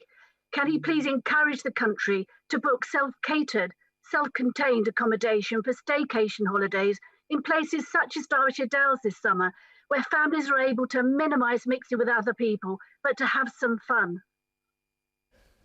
Prime Minister. Well, she is completely right, and as you will have heard just now, the option to book a staycation, all being well, Madam Deputy Speaker, is now there for April the 12th, and I can't imagine there are many destinations lovelier around then than the Derbyshire Dales. Now go to Neil Hanvey. Neil Hanvey. Thank you, Madam Deputy Speaker. Following the High Court ruling that the Secretary of State for Health and Social Care acted unlawfully by failing to comply with transparency rules, will the Prime Minister now publish the names of the companies awarded contracts that were introduced to high priority lanes by ministers, honourable members, peers and officials, and set out any material, financial or fiduciary responsibility or relationship between each company and the persons responsible for that introduction to the priority lane? Prime Minister. Yes. I'm grateful, Madam Deputy Speaker. I repeat the answer I've given several times. All these contracts are published in the normal way. We now go to Sir Robert Neal. Sir Robert Neal. Thank you, Madam Deputy Speaker. Welcome the Prime Minister's statement, and we all recognise the huge work that's been done to make the vaccine rollout a success. But can I press him upon why some of the dates are set as no earlier then? If we believe in the vaccine, we believe in the programme, and we believe in the data, isn't the logic that if the data shows we can move to free up sectors of the economy sooner, we should not artificially hold them back? Surely that's following the data. Shouldn't there be a little more flexibility there? Prime Minister. Mr. Speaker, we need to see, Madam Deputy Speaker, we need to see the data, we need to see the effect of each successive relaxation, and as I explained to the House, we need 4 weeks to assess whether or not the relaxation has caused a surge in the virus, because that's the time it takes. So from the unlocking of the opening of schools until the 12th of April, we'll need to assess that. Then we'll need a further week to give people due notice, and the same onward through May the 17th, June the 21st, and so on. And the reason for that cautious but irreversible approach is that I think people would rather have certainty rather than urgency. And we're going as fast as we reasonably and responsibly can, but if it's a trade-off between haste and certainty, I think people would prefer certainty. Now going to Tracy Brabin. Tracy Brabin. Thank you, Madam Deputy Speaker. The Prime Minister will appreciate parts of my constituency and others in West Yorkshire have been in heightened restrictions and higher tiers since last summer, when others had much more freedoms. Our people and businesses have paid a disproportionately high price in the national effort to tackle COVID. And because of this, many areas are building back from a more challenging position. So can the Prime Minister confirm today that funding packages will address this specific inequality and that there will be no return to regional tiers, ensuring our recovery from COVID is truly a national recovery? Prime Minister. Yes, she should wait to see what the Chancellor says next week, and we will make sure that we go forward as a one nation together. William Wragg. Madam Deputy Speaker, could I congratulate all of the staff and volunteers, particularly at the Boston Moor Surgery in Offerton in my constituency, where I had the privilege of joining them as a marshal for the car park on Friday afternoon as they administered over 500 vaccines. And my right honourable friend says that he is led by the data and not the dates, yet his statement outlines many dates. So will he commit to publishing the thresholds of data that will determine the easing of lockdown measures? Prime Minister. Yes, indeed, he can examine all the data that we've published today, and I've set out the criteria by which we will proceed. And I thank him for what he's doing to marshal people in the car parks. We now go to Christina Rees. Christina Rees. Thank you, Madam Deputy Speaker. On the 18th of February, the UK government announced £18.5 million for 4 research projects to better understand the causes, symptoms and treatment of long COVID. However, the linkage between sepsis and COVID and long sepsis and long COVID as evidenced by the UK Sepsis Trust, was not mentioned. Would the Prime Minister please outline his plans to make sure that this very important linkage will be included in these research projects? Prime Minister. Of course, we will look at sepsis, which I know is a deeply distressing condition, and whether it has any association with COVID. We now move to Kate Griffiths. Kate Griffiths. Thank you, Madam Deputy Speaker. I thank the Prime Minister for setting out these measures today, and I know everyone is keen to start socialising in a safe way as soon as possible. Can I ask the Prime Minister to allow pubs to reopen their gardens as quickly as possible? If 6 people can buy alcoholic drinks from a shop and meet in a park, then I hope that pubs will be given a chance to provide a takeaway service for consumption in their gardens as soon as possible. Prime Minister. Yes, indeed, and that's why April the 12th is the date. Christian Matheson. Thank you, Madam Deputy Speaker. Last month was the worst on record for new aircraft orders in the aerospace sector, which is so important to my constituency. Along with tourism, travel and aviation, as we've heard, will suffer a long time after these restrictions are lifted. So will the Prime Minister commit to continuing support for those areas of the economy that drive so much of the value in the economy, but will suffer from a much longer lag before they're able to pick up again? Prime Minister. He's quite right. That's why we've done everything we can with Time to Pay and other means to try to look after the aviation sector, though it's been incredibly hard for that sector, which matters a great deal to our country. The best way forward for them is to get people flying again. As I've said, I know it's a bit of time to wait, but the Travel Task Force will be reporting on April the 12th, and I'm hopeful that we'll be able to make progress this summer, but we'll have to wait and see. Now go to Bill Wiggin. Bill Wiggin. Thank you, Madam Deputy Speaker. As an animal welfare champion, I was delighted to hear the Prime Minister mention zoos. But before we can get out there and go to the pubs and visit these places, I heard him describe certainty being more important than urgency, and his concern for the unprotected, unvaccinated element of the population who potentially could be holding the rest of us back.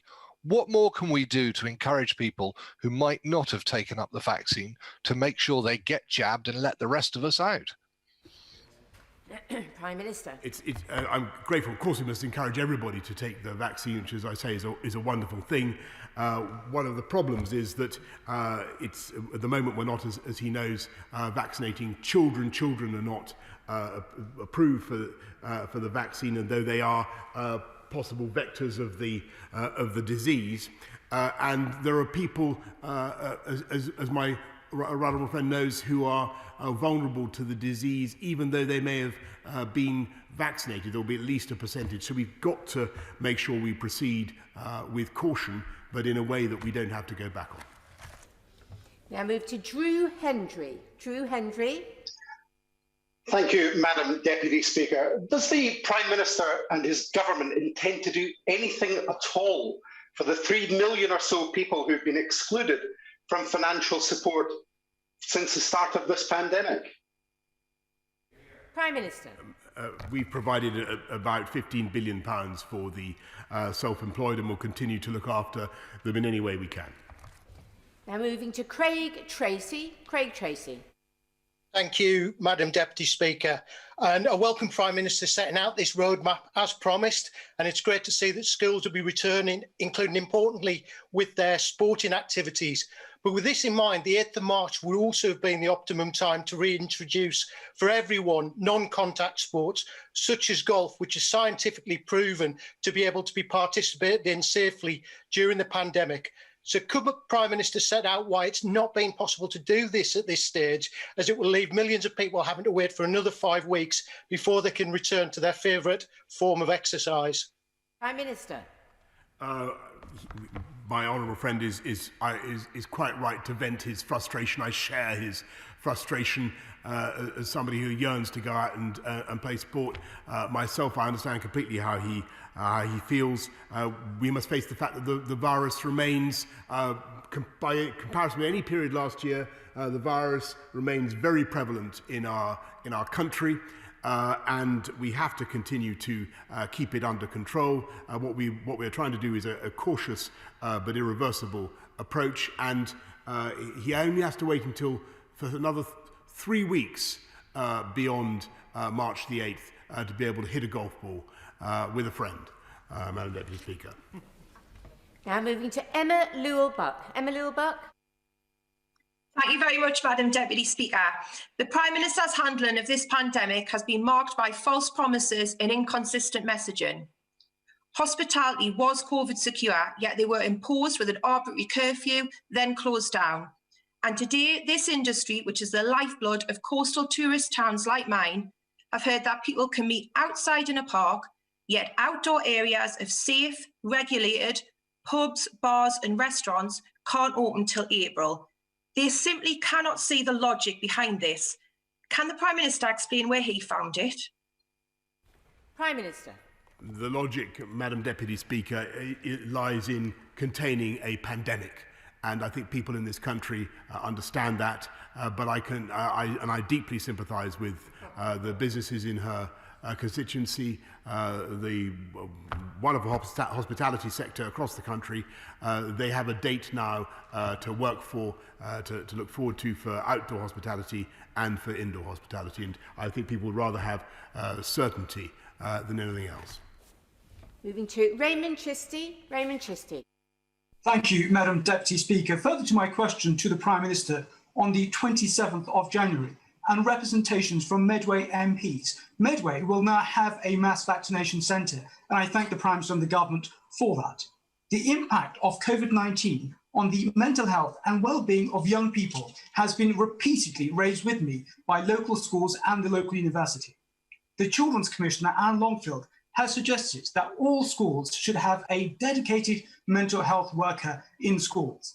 Is that something that the government will be looking to take forward, or will there be specific alternative support for young people? And with that, I thank the Prime Minister for his recent response to me with regards to the report I sent him from Professor Young at King's College London on mental health and COVID-19. Prime Minister. I congratulate him on the people of Raynham on the vaccine centre and everything that they're doing. On mental health, he's completely right to raise it, but that's why we're investing massively in supporting children's and adult mental health. And I've recently appointed Alex George to be a mental health ambassador for young people. Tamanjeet Singh Desi. Thank you very much, Madam Deputy Speaker. As the Prime Minister charts his roadmap out of this third national lockdown, undoubtedly he's presided over a disastrous response to the pandemic, one of the worst in the world, wherein the sluggishness, double-mindedness and mixed messaging has led to billions of pounds of taxpayer money going into crony contracts to firms with links to the Tory party. We've got one of the worst major economic crises in the world of any major economy, and the worst death toll within Europe, wherein more than 100,000 people have died, including members of my family. So would the Prime Minister like to take this opportunity to apologise to the British people and reassure them that the steps that he is now taking will not lead us into yet another lockdown? Prime Minister. The purpose of this roadmap is to be cautious but irreversible. And if I take it from what he just said, that he supports that roadmap, then I'm glad to have his support. We now go to Martin Vickers. Martin Vickers. Thank you, Madam Deputy Speaker. I fully support my right honourable friend's cautious approach to the lockdown. However, you will know that coastal resorts have been particularly badly hit, as they rely to a considerable extent on the hospitality sector. That said, Northern Lincolnshire and the Humber can play a major part in the post-pandemic economic recovery. Can the Prime Minister give an assurance that the government will continue to support both established and new businesses in the area? Prime Minister. Yes, indeed, we will make sure that we support businesses throughout the pandemic, and I'm absolutely certain that the hospitality industry in Cleethorpes and surrounding area will bounce back very strongly indeed. Lambos, Cheryl Lambos. Thank you, Madam Deputy Speaker. The Prime Minister in his statement indicated that wearing face masks will still be a factor in the fight against COVID over the months ahead. Yet many people with hidden disabilities are unable to wear face masks, and yet many of them face abuse when they go out in public, and people don't realise that they're exempt from wearing face coverings. So can the Prime Minister give a commitment to have a public awareness campaign for people with hidden disabilities so they don't face abuse in public? Prime Minister. He raises a very important point, and I will make sure that we do even more to get that point over to people, so that people who can't wear face masks because of their disabilities don't face that kind of abuse. Now go to Sir John Redwood. Sir John. Will the government do more to improve airflow and control and extraction in health settings and make more safe use of powerful ultraviolet cleaners to reduce cross-infection further? Prime Minister. My honourable friend raises a very interesting point. I know that our scientific advisors are looking at everything we can do, including the means he suggests, in order to reduce transmission of the disease. Now go to Stephen Bonner. Stephen Bonner. Thanks, Madam Deputy Speaker. Scientific research from leading Scottish universities has today shown substantial reductions in serious COVID-19 hospital admissions following administration of the first dose of the vaccine. Given this success, does the Prime Minister not agree with me? It is now time to prioritise critical public servants, such as our teachers and other key workers, to ensure maximum protections are in place as we begin to ease our way out of this lockdown. Prime Minister. I think that most people in this House would agree, Madam Deputy Speaker, that the JCVI was right in their prioritisation of those who are most vulnerable, and that our ambition in the vaccine rollout programme should be to vaccinate, firstly, those who are most at risk of serious disease and death, and that is the right approach. Moving to Andrew Bowie. Andrew Bowie. Thank you very much, Madam Deputy Speaker. I welcome my right honourable friend's statement this afternoon and very much hope that it is matched by the First Minister's statement to the Scottish Parliament tomorrow, because it is better for business, not least the tourism and hospitality sector, that the whole country moves at the same pace. In that vein, does the Prime Minister agree with me that the incredible success, pace and take-up of the vaccine just shows what this country can achieve when we do it together? Prime Minister. He is completely right. My honourable friend is completely right. It's been a stunning example of the whole of the UK working together to roll out a programme that's been absolutely vital for our whole country. And cooperation with the DAs has been terrific on this, but it's something that could not have been achieved without the UK working together. Moving to Stephen Kinnock. Stephen Kinnock. Thank you, Madam Deputy Speaker. The Prime Minister should know that there can be no post-pandemic economic recovery without a strong and healthy UK steel industry. But he should also know that our steel workers are having to compete with one hand tied behind their backs because our electricity costs our steelmakers 86% more than Germany and 62% more than in France.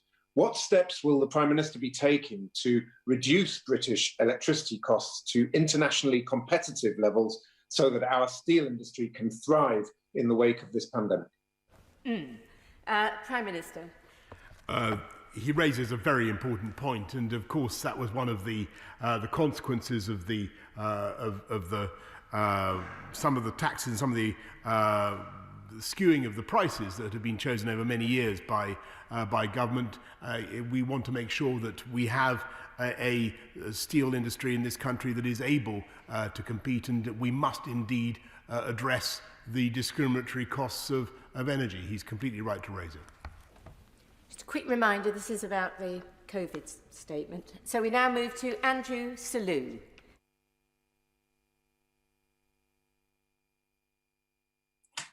Thank you very much on behalf of Whipsnade Zoo. But will the Prime Minister now instruct that a further test case be taken to the courts so that those hospitality businesses whose business interruption insurance is still not paying out can get the relief that they need, having paid thousands in premiums for decades in some cases? Prime Minister. I do hope that the businesses concerned receive the the compensation that they are owed and deserve from their insurance packages. But in the meantime, I would just urge him to look out for what the Chancellor is going to say next week by way of continued support. Now go to Naz Shah. Naz Shah. Thank you, Madam Deputy Speaker. I do welcome the roadmap that has been put before the House this afternoon, certainly because Bradford has had extra restrictions since July. And my question really to the Prime Minister is, he has outlined that hospitality, the industry, will be open by the 12th of April, but wedding industry won't be till June the 21st at the larger venues. That's another 10 weeks for some businesses. That 10 weeks could be the difference between closure and bankruptcy. And we have some amazing wedding venues in Bradford. It's a big part of our industry here. And they can open like restaurants with 2 meters apart. So I'd urge the Prime Minister to reconsider whether we could look at wedding venues being opened sooner. And I would invite him to come and look at some of our amazing wedding venues in Bradford West. We have so many beautiful ones. Prime Minister. Well, I'm very happy to take up her invitation to visit the beautiful wedding venues of Bradford. I know they have an extraordinary, they do an amazing job there. But just an answer to her point, we can't do full Cecil B. DeMille weddings earlier than June the 21st. We can do smaller weddings before then, as she knows, but at least the great businesses she talks about now have a date to think about and to aim for. Richard Fuller. Thank you very much, Madam Deputy Speaker. May I thank the Prime Minister for his statement, and in particular the inclusion of dates that help businesses plan. But with respect to international travel, the inside page of our passport states that in the name of Her Majesty, all those whom it may concern, to allow the bearer to pass freely without let or hindrance. And with regard to quarantine hotels, may I remind the Prime Minister that just because a policy is popular does not mean it is right. Prime Minister. I have a high regard for my honourable friend, who I've known for many years, and I know he speaks for many in our party and beyond in what he says. These are very difficult judgments to make, as I know he appreciates. But I think that it is right when you're facing a pandemic like this and the risk of new variants to have a very tough borders and quarantine policy indeed. Now move to Janet Davey. Janet Davey. Thank you, Madam Deputy Speaker. The Prime Minister has been asked several times about how the government procured contracts during this pandemic. My question to the Prime Minister is slightly different, and if there are any plans for the government to claw back on any of the funds on pandemic contracts that have failed, for example, delivering unusable or unsafe PPE at the great expense of the taxpayer. Prime Minister. 99.5% of the PPE that we have received has been of a high standard, but of course where people have fallen down on their contracts, we will claw back the money that we've paid.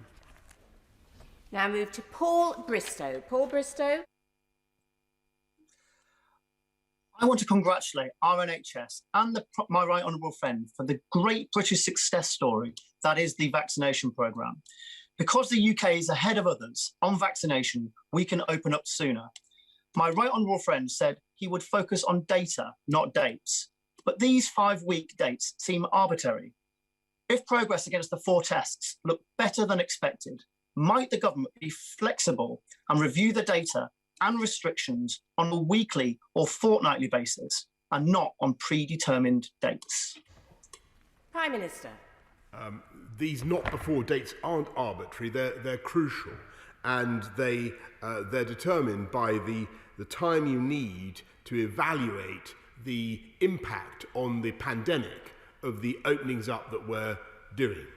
And so you need 4 weeks to see, for instance, whether the opening of schools has caused an uncontrollable surge in the pandemic, and then a week to give advice and so on. So they're not arbitrary, they're dictated by the science, and that is the right way forward. But if you look at the overall roadmap, it is, I think, beyond what many other countries are currently able to achieve, and that, as he rightly says, is thanks to the rollout of the vaccination programme.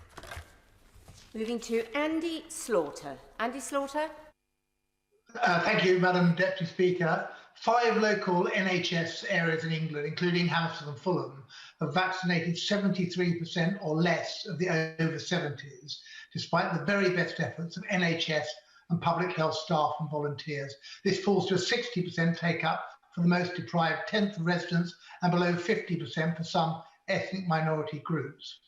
As the country moves on to vaccinate younger and less at-risk groups, what comfort can the Prime Minister give to the quarter of my elderly, vulnerable constituents that his government have left behind? Prime Minister. Take-up is accelerating actually amongst all those groups, but he's right to say that it's been slower in some groups than others, and that's why we've rolled out the network of community champions. But it's also important for him and for all of us ourselves to champion the uptake of vaccines across all our communities in our constituencies. Now moving to Mike Wood. Mike Wood. Thank you, Madam Deputy Speaker. The vaccine rollout has been more successful than even the most optimistic of us could have predicted in December. And while the Prime Minister is clearly right to insist that this roadmap must be irreversible so that we don't risk a further lockdown, will he make sure that if vaccinations prove to be as effective as we all hope, the government can still continue to review whether later stages might progress more quickly as long as the number of deaths and hospital admissions continue to fall? Prime Minister. He makes a very interesting point, which I'm sure that will have occurred to many other colleagues and to people up and down the country. I've given the reason for the interval between the dates that I've set out and why we need to be able to be certain about the impact of the relaxations that we're making, the 4 weeks plus 1 that we need. But the other point I would make, because he makes a very interesting point, the other point I would make is I think people would much rather have a date that they know is as certain at this stage as we can possibly be to fix on and to work towards, rather than more uncertainty and fluidity than we need. 61 withdrawn, so we go to James Wild. James. Thank you, Madam Deputy Speaker. Last week I met Kathy, the practice manager, and the team, including volunteers at St James Medical Practice, who vaccinated thousands of people in northwest Norfolk. Will my honourable friend join with me in paying tribute to them and those other sites in Kings Lynn and Snettisham who are making it possible to reopen our hospitality sector, albeit more slowly than some would want, as well as, very importantly, reopening our schools and other businesses in the coming weeks? Prime Minister. Yes, I do. And I thank everybody involved in the vaccination programme in northwest Norfolk, and I thank my honourable friend for championing the vaccinators. We go to Alison Thewlis. Alison Thewlis. Thank you very much. The APPG gaps in support heard evidence last week on how tens of thousands of women have been forgotten about during this pandemic. So will the Prime Minister meet with Maternity Action, Pregnant Then Screwed, Bethany Power and Snala Joshi to hear how he can redress the balance and how he can redress the unfairness that those who were pregnant and on maternity leave have faced during the pandemic? Prime Minister. She raises an important point. I'll certainly make sure that the relevant minister receives such a delegation. Now move to Julian Sturdy. Julian Sturdy. Thank you, Madam Deputy Speaker. In view of the Prime Minister's sensible commitment to act on the basis of data, not data, which I fully support, can he clarify if there is scope and flexibility in his roadmap to go faster in relaxing restrictions if the vaccination programme proceeds more rapidly than expected and the data shows enhanced effectiveness of the vaccine as more of that data comes forward, resulting in radically reduced transmission and hospital admissions? Surely, if we're following the data, that flexibility has to work both ways. Prime Minister. This is all. I'm very grateful to my honourable friend. This is already a very fast unlocking programme by other international standards. The timetable is dictated, as I've explained, by the intervals we need to evaluate the effect of each successive each successive lockdown. And I think what people want to see, what businesses want, is as much certainty as possible rather than uncertainty. And that's what we aim to provide. Going to Ben Bradshaw. Ben Bradshaw. Forgive me, Madam Deputy Speaker. I didn't hear the Prime Minister's reply just then because one of the Zoom operators was talking to another member. But the Prime Minister is absolutely right to say that we should be driven by the data and not dates, and that his dates are therefore subject to review. But given the stunning success of the vaccination programme, with the evidence today of how it prevents serious illness and death, why is he not prepared to bring his dates forward as well as back if the data justifies that? Prime Minister. He didn't hear my answer to the last question, so I'll repeat it because his question is really identical to several previous questions. The answer is that you need time to evaluate the success or otherwise of each lockdown, of each unlocking, and you need 4 weeks to see what's happened. And bear in mind, Madam Deputy Speaker, that we are dealing with a disease that is extremely contagious, and large numbers of people who are still unvaccinated and still very vulnerable. So we have to proceed with caution. So that's why there's the interval, the 5-week interval that we have. And the second reason is that we want a timetable that we can stick to. And I think people would really much rather have a sense of certainty and security, the maximum possible certainty and security, rather than any sense that it's fluid again and they could move one way, or the date they have in their heads could change. And I think that is very, very important. Certainty in this particular case, in this particular roadmap, is of great value. 66 withdrawn, so we go to Geraint Davis. Geraint Davis. Thank you, Madam Deputy Speaker.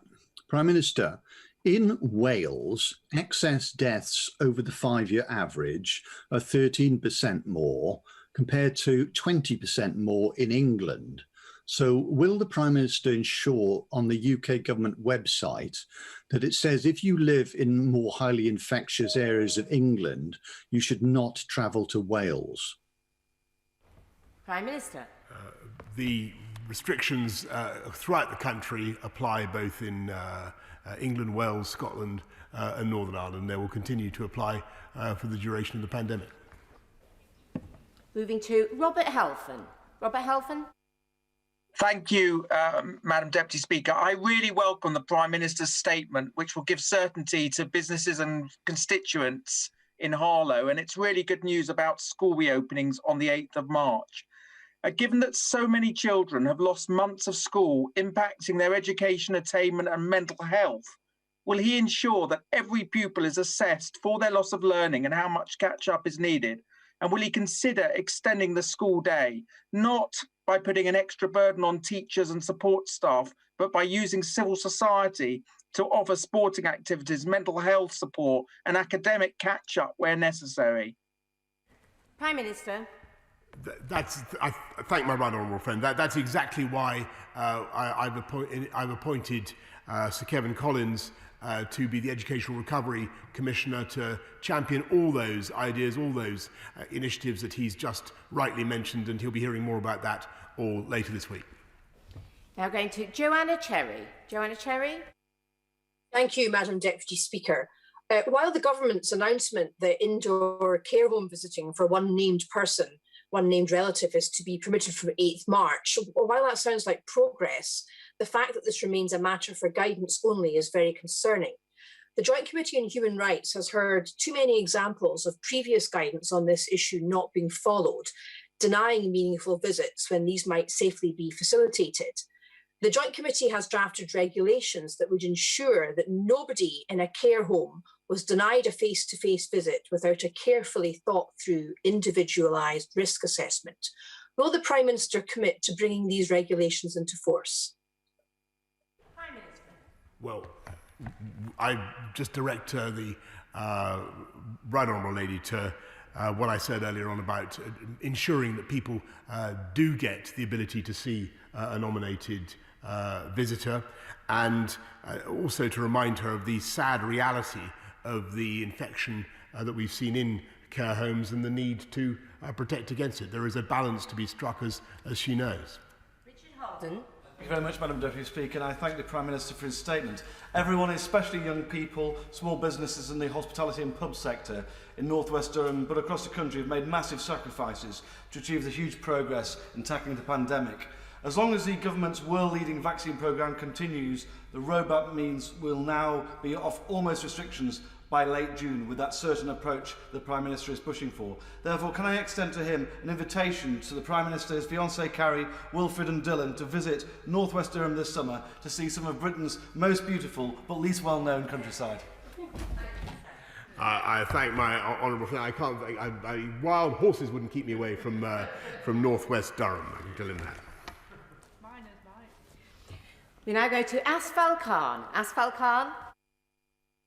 Thank you, Madam Deputy Speaker. Earlier this month, nearly half of constituents I surveyed reported severe levels of financial insecurity. Shockingly, almost a third also said they struggle to afford daily living costs. This is the financial reality of millions around the country. One respondent told me that they feel hopeless, utterly hopeless about their financial situation. The Prime Minister could now deliver some peace of mind for my constituents by agreeing to extend the support schemes that have kept many families afloat during this crisis. This includes expanding payments for people self-isolating. Will he do so? Prime Minister. We'll continue to look after people throughout the pandemic. Jacob Young. Thank you, Madam Deputy Speaker. Our vaccine rollout so far has been an amazing success, and I want to thank those at Eston PCN, Redcar Hospital, James Cook and the government for their efforts in delivering it. We're hitting targets and reaching new milestones each day, and soon we will have the Novavax vaccine made in Teesside to help us as well. Can I ask the Prime Minister when he expects this new Teesside vaccine to be approved by the MHRA?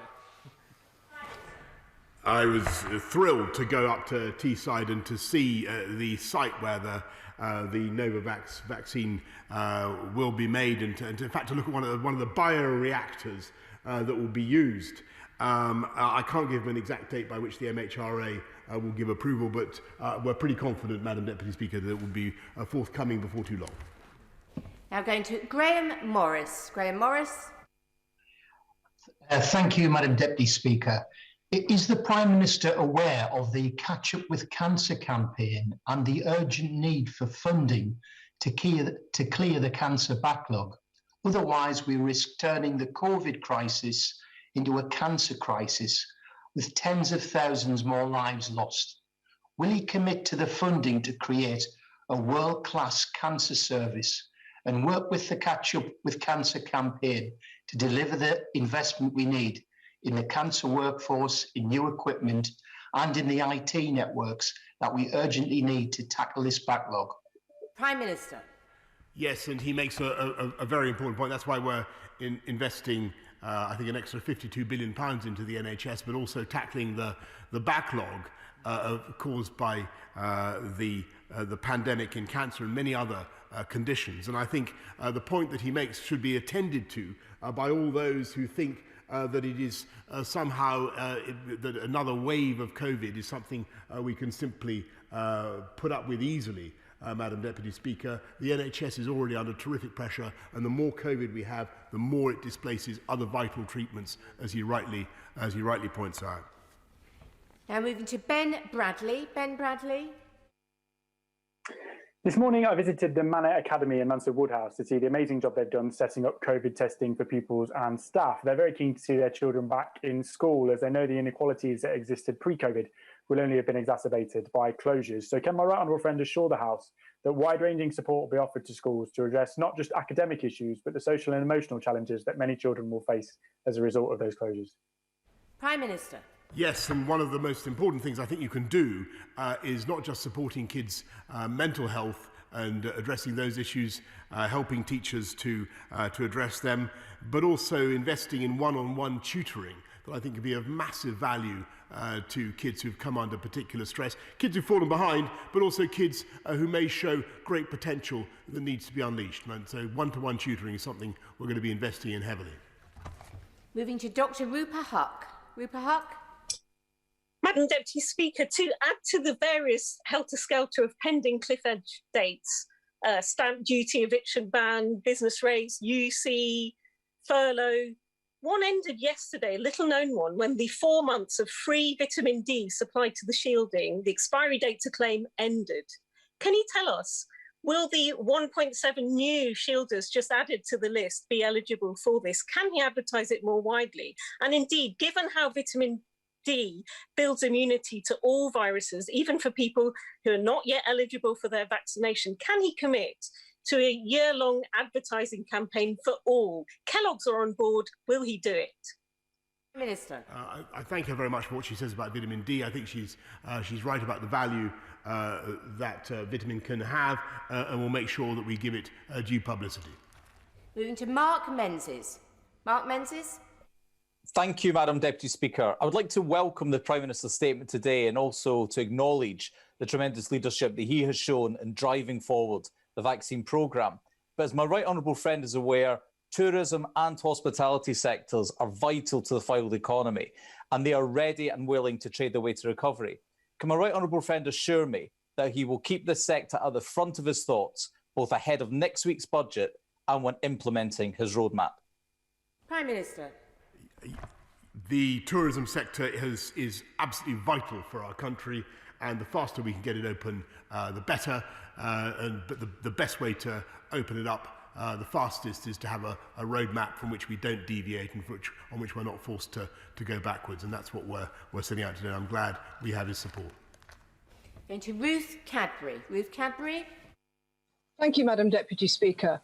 The Prime Minister has today both acknowledged the importance of holidays abroad, but also that strict quarantine is essential to address global transmission of COVID. The aviation sector has estimated that at best, aviation will only return in the UK to a third of 2019 levels this year, and full recovery could take 5 years. So when will the government be releasing their delayed aviation recovery plan? And what additional support will the government be providing for communities like mine and like the Prime Minister's, who are very dependent on the aviation sector for employment? Prime Minister. She'll be hearing a lot more about that and other matters on April the 12th. Moving to Dr. James Davis. Dr. James Davis. Thank you, Madam Deputy Speaker. My right honourable friend has quite rightly placed an emphasis on the reopening of schools, with a return to school of all children in England on the 8th of March. In Wales, primary school children aged 7 and under will return this week, while it's hoped that the remainder of primary school children and some older pupils taking qualifications may return on the 15th of March. However, there appear to be no plans for most secondary school pupils to return in Wales until after Easter, potentially beyond the reopening of some non-essential shops. Will the Prime Minister urge the Welsh Government to reconsider its approach, given the harm that young people have already endured during this pandemic? Minister. Well, thank my honourable friend. Obviously, that is a matter for the devolved authority, but I'm sure he shares my hope that all pupils will be back in school as fast as possible, and that we'll hear from the Labour Party in Wales that schools are safe. Moving to Maria Eagle. Maria Eagle. Thank you, Madam Deputy Speaker. In Liverpool, only 23% of those who applied for test, trace and isolate payment received it, and over 2/5 of them received a discretionary payment from money which is now exhausted. Now, effectively facilitating isolation is going to be key in preventing the resurgence of the virus via new strains, which might compromise the vaccine. So does the Prime Minister accept that eligibility for the test, trace and isolate payment is not drawn widely enough to provide support to those who need it and who can't afford to stop work without extra help? And will he agree to extend it to include all of those people who have no access to statutory sick pay? Prime Minister. We will continue to support all those who are isolating. Indeed, we will do what we can to increase our support for them, but we will also support everybody throughout this pandemic, and she should wait for the Chancellor and the budget next week. Steve Bryan. Thank you, Madam Deputy Speaker. I want to welcome and indeed raise a hallelujah that the good sense and we're standing with parents and children as all pupils will return from March the 8th. It's the right thing to do on so many levels. Can I ask the Prime Minister, though, what evidence has driven his decision that outdoor sport, not in-school outdoor sport, wider outdoor sport, for those same children cannot go ahead for at least another month? And after all the good work that they've done last year to create COVID-secure environments, restaurants and cafes face another 3 months before they can open in any meaningful way. What is the evidence that he's seen that's convinced him to make that decision today? Thank you. Actually, actually, outdoor sport for schools can go ahead from March the 8th, as I said earlier on, and the evidence for all the decisions that we've taken, a massive quantity of scientific evidence has been deposited today with the House. We now go to Yvette Cooper. Yvette Cooper. Thank you, Madam Deputy Speaker. Our COVID rates in Yorkshire have fallen much more slowly than in London and the South East, partly because fewer people can work from home and more people in our towns have to go out to work to keep our factories and distribution centres running. The Prime Minister keeps saying he's supporting self-isolation, but most workers are not getting that support, and that is particularly hitting our manufacturing towns. So will he think again? Will he extend that support, help those workers and help us get our rates down? Prime Minister. Thank you. We are indeed increasing our support, as I said, for people who are self-isolating, and continue to look after workers throughout the pandemic. But the best thing for all those businesses is to continue as they're doing in Yorkshire to get the disease down and keep it under control. I'm afraid we've mislaid Alex Shelbrooke, but we will try to return to him. So we move straight to Vicky Foxcroft. Deputy Speaker, disabled people have been one of the hardest hit groups during this pandemic. Communication with disabled people and those shielding has been poor. Far too often, communications have been late and not in accessible formats. But the Prime Minister can seek to rectify this now. Will he provide a clear roadmap for those people shielding so they know when it's safe for them to rejoin society? Prime Minister. Yes, indeed, and it's here. It's the roadmap that she should have with her now, which is online now, and the measures specifically for disabled people, for those shielding, are clearly set out. Now moving to Simon Clarke. Simon Clarke. Thank you, Madam Deputy Speaker. I congratulate my right honourable friend on his sensible and measured statement, just as I echo my honourable friend for Redcar and thanking all those across the Tees Valley involved in the vaccine rollout so far. Children and parents will be delighted that schools across England return on the 8th of March. I fear greatly that white working class children will have borne the brunt in terms of lack of progress in educational attainment during this time. Can I urge a specific focus on targeted support for those young people as we rebuild our country? Prime Minister. We will, I'm really grateful, we will support all pupils who've suffered loss to their learning as a result of the pandemic, and that's why I think we've bought 1.3 million laptops. We've now distributed, put another billion and 1.3 billion into catch-up of all kinds. But you know, he's totally right to focus on this. It is, I think, the #1 challenge the country faces now. Smith. Thank you, Madam Deputy Speaker. Our university students, many of whom were not eligible for furlough for their part-time jobs, were already struggling financially. Today's roadmap suggests the vast majority of those students won't be able to return to their university accommodation until after Easter at best. They're legally being prevented from returning to accommodation they're obliged to pay for. Does the Prime Minister think this fair? And if he doesn't think it's fair, what's he going to do about it? Prime Minister. I sympathise deeply with students who've had an absolutely, a time at university that no other generation has put up with. I sympathise deeply with their sense of unfairness, the experiences that they've had. They've also been heroic, by the way, in the way that they've been able to bring the disease down in some of their university towns through obeying the guidance. We will do whatever we can to support them, working with the university sector to make up for what the experiences that they've been through, and making sure that insofar as we can, we help them to get compensation. Mark Fletcher. Thank you, Madam Deputy Speaker, and I very much welcome the Prime Minister's statement today and a sustainable way out of this situation. And it is absolutely right that we prioritise the reopening of schools and getting all children back into the classroom. Does the Prime Minister agree with me that it is now essential that we work with parents and teachers and schools to develop a long-term plan for pupils to catch up on the education that they have missed out on, particularly in areas like Bolsover?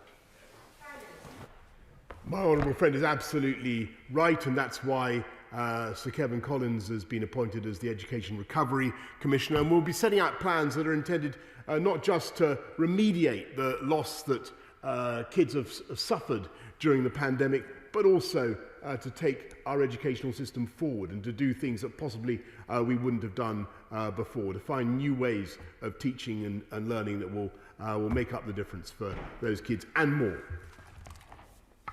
So we've relocated Alex Shelbrook, so we'll go now to him. Alex Shelbrook.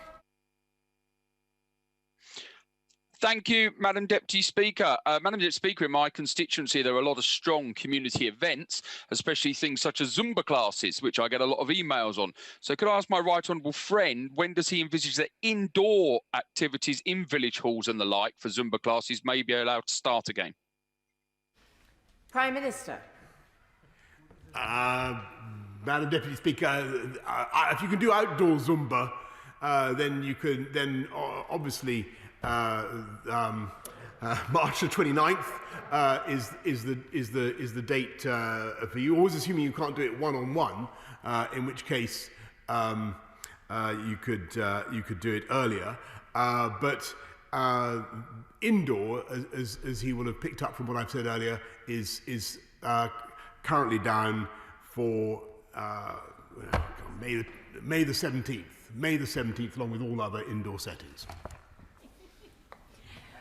We now go to Navendu Mishra.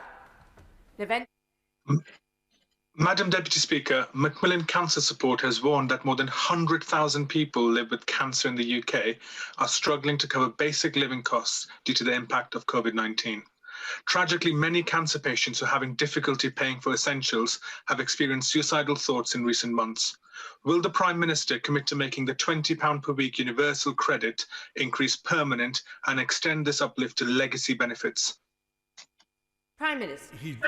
He's totally right to raise the issue of cancer patients, other patients who need treatment, and we're going to do everything we can to clear the backlog as fast as we possibly can. That's one of the reasons we've got to keep the COVID virus going down, Madam Deputy Speaker, and he'll be hearing more next week from the Chancellor about supporting people across the country.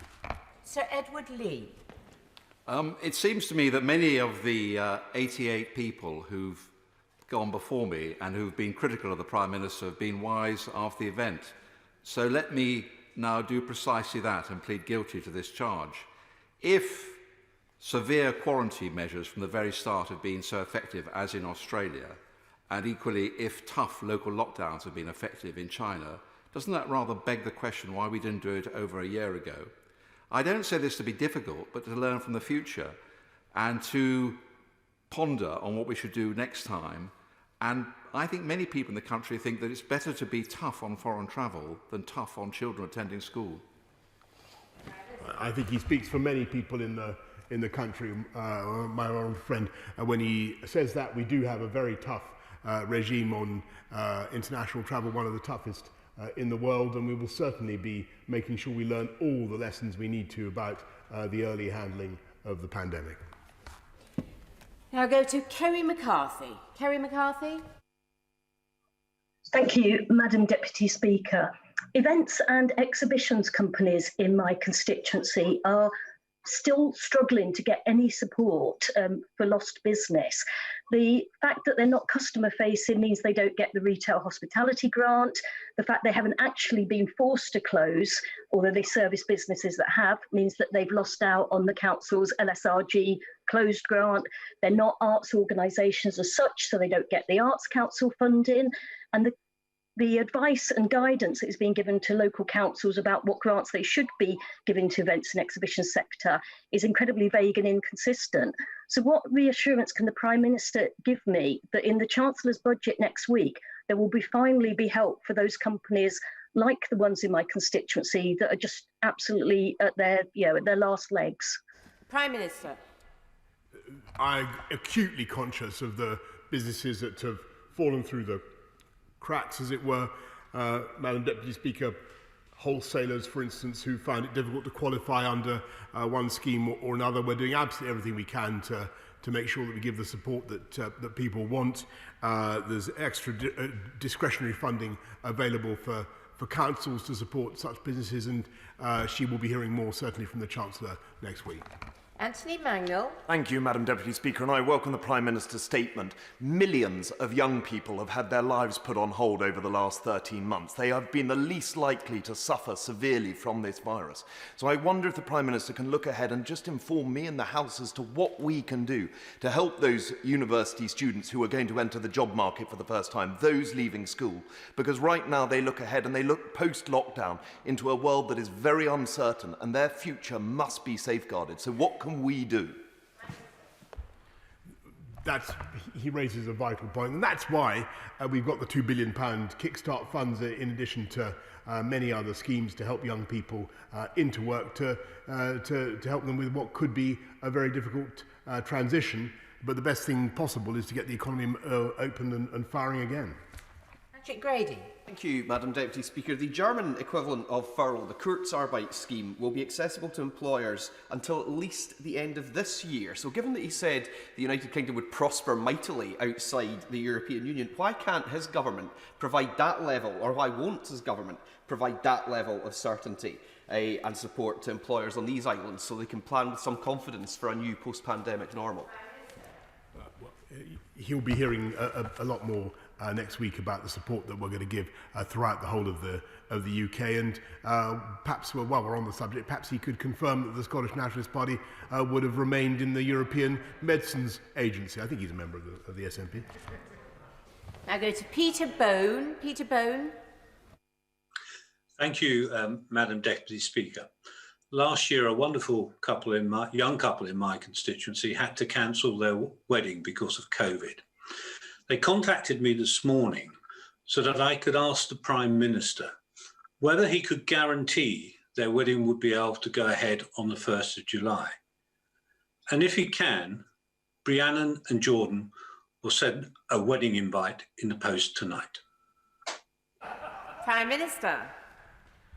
I thank my honourable friend. I can't absolutely guarantee that Rhiannon and Jordan's wedding will be able to go ahead on the 1st of July, but if we can stick with this roadmap, and I hope very much that we can, then all is set fair for them, and I hope the sun will shine on them both with or without my presence. Now go to Zara Sultana. Zara Sultana. Thank you, Madam Deputy Speaker. We have more than 120,000 COVID deaths, the highest death rate of any large country in the world, and the deepest recession of any major economy. This is the government's horrific pandemic record. The Prime Minister now claims that he's taken a cautious approach to easing restrictions, but government scientists themselves have warned that the Big Bang reopening of schools on March the 8th could lead to the infection rate rising above 1, triggering an exponential increase in cases. 9 education unions have described the plans as reckless. So instead of repeating his mistakes, will the Prime Minister listen to teachers and scientists and follow the devolved administrations with a phased return to schools? Prime Minister. Well, perhaps she might direct her fire at her own front bench, and the Leader of the Opposition, Madam Deputy Speaker, because he's just quite rightly supported those plans. I think she had possibly been failing to pay attention. Oh no, he's withdrawing his support. I told you it was. There you go. We've been barely here 2 hours, Madam Deputy, and it's gone again. 1 minute you have it, the next minute it's gone. Anyway, I thought he was with us on reopening schools, but never mind. Now go to Robin Miller. Robin Miller. Thank you, Madam Deputy Speaker. The success of our North Wales economy is critically dependent on visitors from the rest of the UK and indeed the world. Llandudno is the queen of resorts and is the largest resort in Wales. Our hoteliers are eager to open their arms and offer a warm welcome once again to visitors. Will my right honourable friend continue his good work with the Welsh Government to ensure there are no obstacles put in the way of visitors? And can he also confirm that shared prosperity funds will be used to accelerate an economic recovery in places like Aberconwy? Prime Minister. I thought I heard my honourable friend say Llandudno, and I remember spending an absolutely hysterical New Year's Eve in the St Tidno Hotel, I think, in Llandudno, which in 1997, I seem to remember. Absolutely wonderful, wonderful year to be in. And I wish that hotel and all other hotels in Llandudno all the very best, and we'll get them open just as soon as we possibly can. I thank him for his representations. We now go to Richard Bergen. Richard Bergen. Madam Deputy Speaker, what the Prime Minister said about a zero COVID solution earlier is simply not true. Since he lifted lockdown prematurely in December, which I voted against, we've had 60,000 deaths compared to fewer than 1,400 deaths across all the countries with a zero COVID plan, despite their populations being 20 times bigger. Those unnecessary deaths are on him, and he is still refusing to learn the lessons. Last month, the Prime Minister called schools vectors of transmission, yet he is recklessly forcing 10 million school pupils and staff to return on just 1 day. Doesn't this run the very real risk of the virus running out of control yet again?